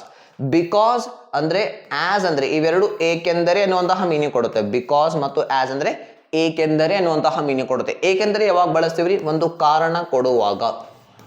For example, ನಿನ್ನೆ ನಾನು ಕ್ಲಾಸ್ ತೆಗೆದುಕೊಳ್ಳಲಿಲ್ಲ ಏಕೆಂದರೆ, ಏನ್ ಕಾರಣ? ನನಗೆ ಹೆಲ್ತ್ ನ ಸಮಸ್ಯೆ ಇತ್ತು. ಕಾರಣ ಕೊಡುವಾಗ ಬಿಕಾಸ್ ಮತ್ತು ಏಸ್ ಬಳಸ್ತೀವಿ. ಸೊ ನಾನು ಹೇಳ್ತಾ ಇದ್ದೀನಿ, ಪ್ಯಾರಾಗ್ರಾಫ್ ನಲ್ಲಿ ಒಂದು ಕಾರಣ ಸಿಕ್ಕರೆ ಅಲ್ಲಿ ನೀವು ಬಿಕಾಸ್ ಅಥವಾ ಆಸ್ ಕೊಟ್ಟಿದ್ರೆ ಅದನ್ನ ಬಳಸಬೇಕಾಗುತ್ತೆ. ದೇರ್ ಫೋರ್ ಮತ್ತು ಹೆನ್ಸ್, ಇದು ಕಾಣಿಸ್ತಾ ಇಲ್ಲ ನಿಮ್ಗೆ? ಹೆನ್ಸ್ ಅಂತ ಇಲ್ಲಿ ನಾನು ಬರೀತೀನಿ. ದೇರ್ ಫೋರ್ ಮತ್ತು ಹೆನ್ಸ್ ಇವೆಲ್ಲ ಅದು ಆದ್ದರಿಂದ ಅನ್ನುವಂತಹ ಮೀನಿಂಗ್ ಕೊಡುತ್ತೆ. ಒಂದು ಆಕ್ಷನ್ ಮಾಡದೆ ಅದರ ಪರಿಣಾಮವಾಗಿ ಇದು ಆಯಿತು. ನಾನು 70% ನಂದು ಅಟೆಂಡೆನ್ಸ್ ಇರಲಿಲ್ಲ ಕಾಲೇಜ್ನಲ್ಲಿ, ಆದ್ದರಿಂದ ಏನಾಯಿತು? ನನಗೆ ಹಾಲ್ ಟಿಕೆಟ್ ಸಿಗಲಿಲ್ಲ. ಈ ರೀತಿ ಒಂದು ಆಕ್ಷನ್ ನ ಪರಿಣಾಮ ಏನಾಯ್ತು ಅದನ್ನ ತೋರಿಸಲಿಕ್ಕೆ ಹೆನ್ಸ್ ಅಥವಾ ದೇರ್ ಫೋರ್ ನಾವು ಬಳಸ್ತೀವಿ. ಸೊ ಹಾಗಾದ್ರೆ ಬನ್ನಿ ಈಗ ಕ್ವಶನ್ಸ್ ನಾವು ಪ್ರಾಕ್ಟೀಸ್ ಮಾಡೋಣ. ಇಲ್ಲಿ ಕೊಟ್ಟಿದ್ದಾರೆ ನೋಡಿ, ಟು ಬಿಗಿನ್ ವಿತ್. ಮೊದಲನೇದು ಏನ್ ಕೊಟ್ಟಿದ್ದಾನೆ ನಮಗೆ? ಟು ಬಿಗಿನ್ ವಿತ್ ಅನ್ನುವಂತಹ ಲಿಂಕರ್ಸ್ ಇದೆ. How ever, that, also. So ಈಗ ಪ್ಯಾರಾಗ್ರಾಫ್ ಅರ್ಥ ಮಾಡ್ಕೋಬೇಕು. ಮೊದಲನೇದೇನು? ಪ್ಯಾರಾಗ್ರಾಫ್ ಅರ್ಥ. ಸೊ ಇದರ ಮೀನಿಂಗ್ ನಮಗೆ ಗೊತ್ತಿದೆಯಾ? ನಾವು ಹೌ ಎವರ್ ನೋಡಿದ್ವಿ. ಹೌ ಎವರ್ ಅಂದ್ರೆ ಆದರೆ ಅಂತ ಅರ್ಥ. ದ್ಯಾಟ್ ಅಂದ್ರೆ ಇದು ಒಂದು ಕಂಜಂಕ್ಷನ್, ನಿಮ್ಗೆ ಇಲ್ಲಿ ಮುಂದೆ ಗೊತ್ತಾಗುತ್ತೆ. ಆಲ್ಸೋ ಅಂದ್ರೆ ಅದನ್ನು ಕೂಡ ಅಥವಾ ಅವನು ಕೂಡ ಅನ್ನುವಂತಹ ಮೀನಿಂಗ್ ಕೊಡುತ್ತೆ. ಟು ಬಿಗಿನ್ ವಿತ್ ಅಂದ್ರೆ ಪ್ರಾರಂಭದಲ್ಲಿ ಅಂತ ಹೇಳಲಿಕ್ಕೆ ಟು ಬಿಗಿನ್ ವಿತ್ ಅಂತ ಒಂದು ಫ್ರೇಸ್ ಅಥವಾ ಲಿಂಕರ್ಸ್ ಇಂಗ್ಲಿಷ್ ನಲ್ಲಿ ಬಳಸ್ತೇವೆ. ಸೊ ನೋಡಿ, Thammanna and Basavayya were rivals. Meaning ಏನು? ತಮ್ಮಣ್ಣ ಮತ್ತು ಬಸವಯ್ಯ ಇಬ್ರು ಏನಾಗಿದ್ರು? ಶತ್ರುಗಳಾಗಿದ್ರು. If Thammanna bought 4 acres adjacent to his land, Basavayya followed suit. Thammanna ಏನಾದ್ರು 4 ಎಕರೆ ಭೂಮಿ ಖರೀದಿ ಮಾಡಿದ್ರೆ, ಬಸವಯ್ಯನ ಭೂಮಿಯ ಪಕ್ಕದಲ್ಲಿ, adjacent ಅಂದ್ರೆ ಪಕ್ಕದಲ್ಲಿ, adjacent to his land, ಬಸವಯ್ಯನ ಲ್ಯಾಂಡ್ ನ ಪಕ್ಕದಲ್ಲಿ ಏನಾದ್ರು ಭೂಮಿ ಖರೀದಿ ಮಾಡಿದ್ರೆ ಬಸವಯ್ಯ ಏನ್ ಮಾಡ್ತಿದ್ದ? he followed suit, ಸೇಮ್ ಮಾಡ್ತಿದ್ದ ಅವನು ಕೂಡ. if one had 10 friends, the other acquired 15 admirers. ಒಬ್ಬೊಂದ್ ಕಡೆ 10 ಫ್ರೆಂಡ್ಸ್ ಇದ್ರೆ ಇನ್ನೊಬ್ಬ 15 ಜನರಿಗೆ ಮತ್ತೆ ಫ್ರೆಂಡ್ಸ್ ಮಾಡ್ಕೊತಿದ್ದ ಅಥವಾ ಅವನಿಗೆ ಹೊಗಳುವಂತ ವ್ಯಕ್ತಿಗಳನ್ನ ಗಳಿಸಿದ್ದ. All this look like healthy competition. ಇದೆಲ್ಲ ಏನಾಯ್ತ್ರಿ? ಪ್ರಾರಂಭದಲ್ಲಿ ಏನೇನಿಸ್ತಾ ಇತ್ತು? ಚಾಪ್ಟರ್ ನೆನಪಿಸ್ಕೊಳ್ಳಿ. ಪ್ರಾರಂಭದಲ್ಲಿ ಇದೆಲ್ಲ ತುಂಬಾ ಒಳ್ಳೆ ಕಾಂಪಿಟೇಷನ್ ತರ ಅನಿಸ್ತಾ ಇತ್ತು. ಗ್ರ್ಯಾಜುವಲಿ ಅಂದರೆ ಕ್ರಮೇಣವಾಗಿ ಏನಾಯಿತು, it rose to such a pitch there was no land left in the village for them to buy. ಇದು ಯಾವ ಒಂದು ಮಟ್ಟಕ್ಕೆ ಹೋಯಿತು ಅಂದರೆ ಅವರು ಆ ಒಂದು ಹಳ್ಳಿಯಲ್ಲಿರುವಂಥ ಎಲ್ಲ ಭೂಮಿ ಖರೀದಿ ಮಾಡಿದ್ರು, ಅವ್ರಿಗೆ ಖರೀದಿ ಮಾಡಲಿಕ್ಕೆ ಯಾವುದೇ ಭೂಮಿ ಉಳಿಲಿಲ್ಲ, ಅಷ್ಟರ ಮಟ್ಟಿಗೆ ಇದು ದೊಡ್ಡದಾಯಿತು. ಸೊ ಈಗ ಇದನ್ನು ನೋಡೋಣ. Thammanna and Basavaya were rivals. If Tamanna bought 4 acres adjacent to his land, Basavaya, ನೋಡಿ ಇಲ್ಲಿ ಬಸವಯ್ಯನು ಕೂಡ ಅದೇ ಮಾಡ್ದ, ಅವನು ಅದೇ ಮಾಡ್ದ, ಅದು ಅದೇ ಮಾಡ್ತು ಅಂತ ಹೇಳಲಿಕ್ಕೆ ಅದೇ ಅನ್ನುವಂಥ ಮೀನಿಂಗ್ ಕೊಡಲಿಕ್ಕೆ ಆಲ್ಸೋ ಬಳಸ್ತೀವಿ. ಸೊ ಹಾಗಾಗಿ Basavaiah also followed suit. If one had 10 friends, the other acquired 15 admirers. All this looked like healthy competition. ಪ್ರಾರಂಭದಲ್ಲಿ ಇದೆಲ್ಲ ಒಂದು ಹೆಲ್ದಿ ಕಾಂಪಿಟಿಷನ್ ತರ ಅನ್ನಿಸ್ತು. ಸೊ ನಾನು ಹೇಳಿದೆ ಟು ಬಿಗಿನ್ ವಿತ್ ಅಂದ್ರೆ ಪ್ರಾರಂಭದಲ್ಲಿ, ಸ್ಟಾರ್ಟಿಂಗ್ ನಲ್ಲಿ, to begin with all this look like healthy competition. Gradually ನಂತರ ನೋಡಿ ಇಲ್ಲಿ ಏನಾಯಿತು, ಹೌ ಎವರ್, ಆದರೆ ಪ್ರಾರಂಭದಲ್ಲಿ ಒಳ್ಳೆ ಕಾಂಪಿಟೇಷನ್ ಚಲೋ ರೀ, ಬಟ್ ಅದರಿಂದ ಯಾರಿಗೂ ತೊಂದರೆ ಆಗಬಾರ್ದು, ಒಳ್ಳೆ ಕಾಂಪಿಟೇಷನ್ ನಡೀತಾಯಿತ್ತು. ಆದರೆ ಸಡನ್ ಆಗಿ ಆದರೆ ಅಂತ ಹೇಳಲಿಕ್ಕೆ ನಾವು ಹೌ ಎವರ್ ಅನ್ನ ಇಲ್ಲಿ ಬಳಸ್ತೇವೆ. ಹೌ ಎವರ್ ಏನಾಯಿತು, gradually it rose to such a pitch that ಅನ್ನೋದು ಇಲ್ಲಿ ಬರುತ್ತೆ. It's rose to such a pitch that there was no land left in the village for them to buy. So ನಾವು ಏನು ಮಾಡಿದ್ವಿ, ಪ್ಯಾರಾಗ್ರಾಫ್ ಅರ್ಥ ಮಾಡ್ಕೊಂಡ್ವಿ. Number 1, ಈ ಲಿಂಕಸ್ಗಳ ಮೀನಿಂಗ್ ಗೊತ್ತಿರಬೇಕು ಅಂದಾಗ ನಾವಿಲ್ಲಿ 4ಕ್ಕೆ 4 ಅಂಕ ತೆಗೆದುಕೊಳ್ಳಲಿಕ್ಕೆ ಸಾಧ್ಯ ಆಗುತ್ತೆ. ಇನ್ನೊಂದು ಕ್ವಶನ್ ನೋಡೋಣ, ಪ್ರಾಕ್ಟೀಸ್ ಮಾಡೋಣ. ಆ್ಯಂಡ್ ಅಂತ ಇದೆ, ಆ್ಯಂಡ್ ಅಂದರೆ ಮತ್ತು ಅಂತ ಅರ್ಥ, ಬಟ್ ಅಂದರೆ ಆದರೆ ಅಂತ ಅರ್ಥ, ಆಸ್ ಅ ರಿಸಲ್ಟ್ ನಾನು ನಿಮಗೆ ದೇರ್ ಫೋರ್ ಹೇಳಿದ್ನಲ್ಲ, ಅದೇ ಸೇಮ್ ಮೀನಿಂಗ್ ಕೊಡುತ್ತೆ. ಅಂದರೆ ಇದರ ಪರಿಣಾಮವಾಗಿ, ಈವನ್ ದೋ ಅಂದರೆ ಇದರ ಮೀನಿಂಗ್ ನೋಡ್ಕೊಳ್ಳಿ, ಆದರೂ ಅನ್ನುವಂತಹ ಕನ್ನಡ ಮೀನಿಂಗ್ ಇದು ನಮಗೆ ಕೊಡುತ್ತೆ. ಸೊ ಬನ್ನಿ ಈಗ ನೋಡೋಣ. Man is an inseparable part of environment, ಅಂದರೆ ನಾವು ಪರಿಸರದ ಒಂದು ಸಪರೇಟ್ ಮಾಡಲು ಸಾಧ್ಯ ಆಗದೇ ಇರುವಂತಹ ಒಂದು ಪರಿಸರದ ಪಾರ್ಟ್ ಆಗಿದ್ದೀವಿ. Blank, he is exploiting misusing the environment. ನಾವು ಆದರೆ ಏನು ಮಾಡ್ತಾ ಇದ್ದೀವಿ, ಈ ಒಂದು ಪರಿಸರವನ್ನು ಎಕ್ಸ್ಪ್ಲಾಯ್ಟ್ ಮಾಡ್ತಾ ಇದ್ದೀವಿ, ನಮಗಾಗಿ ದುರ್ಬಳಕೆ ಮಾಡ್ಕೊಳ್ತಾ ಇದ್ದೀವಿ, ಅದನ್ನು ಮಿಸ್ಯೂಸ್ ಮಾಡ್ತಾ ಇದ್ದೀವಿ. Environment is under distress. ಈಗ ಎನ್ವೈರನ್ಮೆಂಟ್ ತುಂಬ ಡಿಸ್ಟ್ರೆಸ್ನಲ್ಲಿ ಇದೆ. Environment is giving many distress calls. ನಮಗೆ ಅದು ವಾರ್ನಿಂಗ್ ಕೊಡ್ತಾ ಇದೆ, ಸಿಗ್ನಲ್ ಕೊಡ್ತಾ ಇದೆ, ಯಾವ ರೀತಿ ಪ್ರವಾಹ ಆಗುತ್ತೆ, ಅತಿ ಹೆಚ್ಚು ಮಳೆ ಆಗುತ್ತೆ, ಬೆಳೆ ಹಾನಿ ಆಗುತ್ತೆ, ಆ ರೀತಿ. He continues to neglect them willingly. ಆದರೆ ಮನುಷ್ಯ ಏನು ಮಾಡ್ತಾ ಇದ್ದಾನೆ, ಅದನ್ನು ಇಚ್ಛಾಪೂರ್ವಕವಾಗಿ ಇಗ್ನೋರ್ ಮಾಡ್ತಾ ಇದ್ದಾನೆ, ಏನು ಆಗ್ತಾನೆ ಇಲ್ಲೋ ಅನ್ನೋ ಥರ ಆ್ಯಕ್ಟ್ ಮಾಡ್ತಾ ಇದ್ದಾನೆ, ಇಷ್ಟೆಲ್ಲ ಆಗ್ತಾ ಇದ್ರು ಕೂಡ. ಸೊ ಬನ್ನಿ ಈಗ ನೋಡೋಣ. Man is an inseparable part of environment. ಮನುಷ್ಯ ಪರಿಸರದ ಒಂದು ಇನ್ಸಪರೇಬಲ್ ಪಾರ್ಟ್, ಆದರೆ ಮನುಷ್ಯ ಏನು ಮಾಡ್ತಾ ಇದ್ದಾನೆ, ಎಕ್ಸ್ಪ್ಲಾಯ್ಟ್ ಮಾಡ್ತಾ ಇದ್ದೇನೆ ಅದನ್ನು. ಸೊ ಇಲ್ಲಿ ಆದರೆ ಅನ್ನೋದು ನಮ್ಗೆ ಇಲ್ಲಿ ಇದೆಯಾ, ಬಟ್ ಹಿ ಈಸ್ ಎಕ್ಸ್ಪ್ಲಾಯ್ಟ್ ಮಾಡ್ತಾ ಇದ್ದಾನೆ, ಮತ್ತೇನು ಮಾಡ್ತಾ ಇದ್ದಾನೆ, ಮಿಸ್ಯೂಸ್ ಮಾಡ್ತಾ ಇದ್ದಾನೆ. Exploiting and misusing. ಸೊ ಇಲ್ಲಿ ನಾವು ಆ್ಯಂಡ್ ಬಳಸಬೇಕಾಗುತ್ತೆ. Exploiting and misusing the environment. Next, environment is under distress. So ಮನುಷ್ಯ ಏನು ಮಾಡ್ತಾ ಇದ್ದಾನೆ, ಅದನ್ನು ದುರ್ಬಳಕೆ ಮಾಡ್ಕೊಳ್ತಾ ಇದ್ದಾನೆ. ಅದರ ಪರಿಣಾಮವಾಗಿ ನಾವು ದುರ್ಬಳಕೆ ಪರಿಸರವನ್ನು ಮಾಡ್ತಾ ಇದ್ದೀವಿ, ಅದರ ಪರಿಣಾಮವಾಗಿ ಅನ್ನಲಿಕ್ಕೆ ಆಸ್ ಅ ರಿಸಲ್ಟ್ ಬಳಸಬೇಕು. ಆಸ್ ಅ ರಿಸಲ್ಟ್ ಏನಾಗ್ತಾ ಇದೆ, environment is under distress. So ಅದು ನಮಗೆ ತುಂಬ ಏನು ಮಾಡ್ತಾ ಇದೆ, ಡಿಸ್ಟ್ರೆಸ್ ಕಾಲ್ಸ್, ವಾರ್ನಿಂಗ್ಸ್ ಕೊಡ್ತಾ ಇದ್ರೂ ಕೂಡ ನಾವು ಅದನ್ನು ಇಗ್ನೋರ್ ಮಾಡ್ತಾ ಇದ್ದೀವಿ. ಆದರೂ ಕೂಡ ಅಂತ ಹೇಳಲಿಕ್ಕೆ ಈವನ್ ದೋ ಬಳಸ್ತೀವಿ. Even though environment is giving many distress calls, he continues to neglect them willingly. ಈಗ ಇನ್ನೊಂದು ಕ್ವಶನ್ ನಾವೀಗ ಪ್ರಾಕ್ಟೀಸ್ ಮಾಡೋಣ, ರೈಟ್? ಸೊ ಇಫ್ ಅಂತ ಇದೆ, ಇಫ್ ಅಂದರೆ ಒಂದು ವೇಳೆ, ಅದಾದರೆ, ಇದು ಆದರೆ ಅಂತ ಹೇಳಲಿಕ್ಕೆ ಇಫ್ ಬಳಸ್ತೀವಿ. ಬಟ್ ಅಂದರೆ ಆದರೆ, ದೇರ್ ಫಾರ್ ಅಂದರೆ ಆಲ್ರೆಡಿ ಗೊತ್ತಿದೆ, ಆದ್ದರಿಂದ. ಆ್ಯಂಡ್ ಅಂದರೆ ಮತ್ತು, ಆ್ಯಂಡ್ ಅನ್ನುವಂತಹ ಮೀನಿಂಗ್ ಇದು ಕೊಡುತ್ತೆ. Literature is a dream. Literature ಅನ್ನೋದೊಂದು dream. Our past is nothing, a sequence of dreams. There is no difference between dreaming, remembering the past. Books are the great memories of all centuries. Their function is irreplaceable. Books disappear, surely history would disappear, and surely man would disappear. So ಈಗ ಬನ್ನಿ ಇದನ್ನು ಯಾವ ರೀತಿ ನೋಡೋಣ. ಇದು ಎಲ್ಲಿಂದ ಬಂದಿರುವಂಥದ್ದು, ನಿಮ್ಮ ಚಾಪ್ಟರ್ ಇದೆಯಲ್ಲ, ಬುಕ್ಸ್ ವಿಲ್ ನೆವರ್ ಡಿಸಪಿಯರ್ ಅನ್ನುವಂಥ ಅಧ್ಯಾಯ, ಅಲ್ಲಿಂದ ಬಂದಿರುವಂತಹ ಪ್ರಶ್ನೆ. Literature is a dream. ಸಾಹಿತ್ಯದಲ್ಲಿ ಅದೊಂದು dream. Our past is nothing but a sequence of dreams. ಇದು ನೀವು ಕೇಳಿರ್ಬೋದು, ನಥಿಂಗ್ ಬಟ್ ತುಂಬಾ ಬಳಸಲಾಗುತ್ತೆ. Nothing but a sequence of dreams. There is no difference between dreaming and remembering. ನೋಡಿ, ಆ್ಯಂಡ್ ಅನ್ನೋದು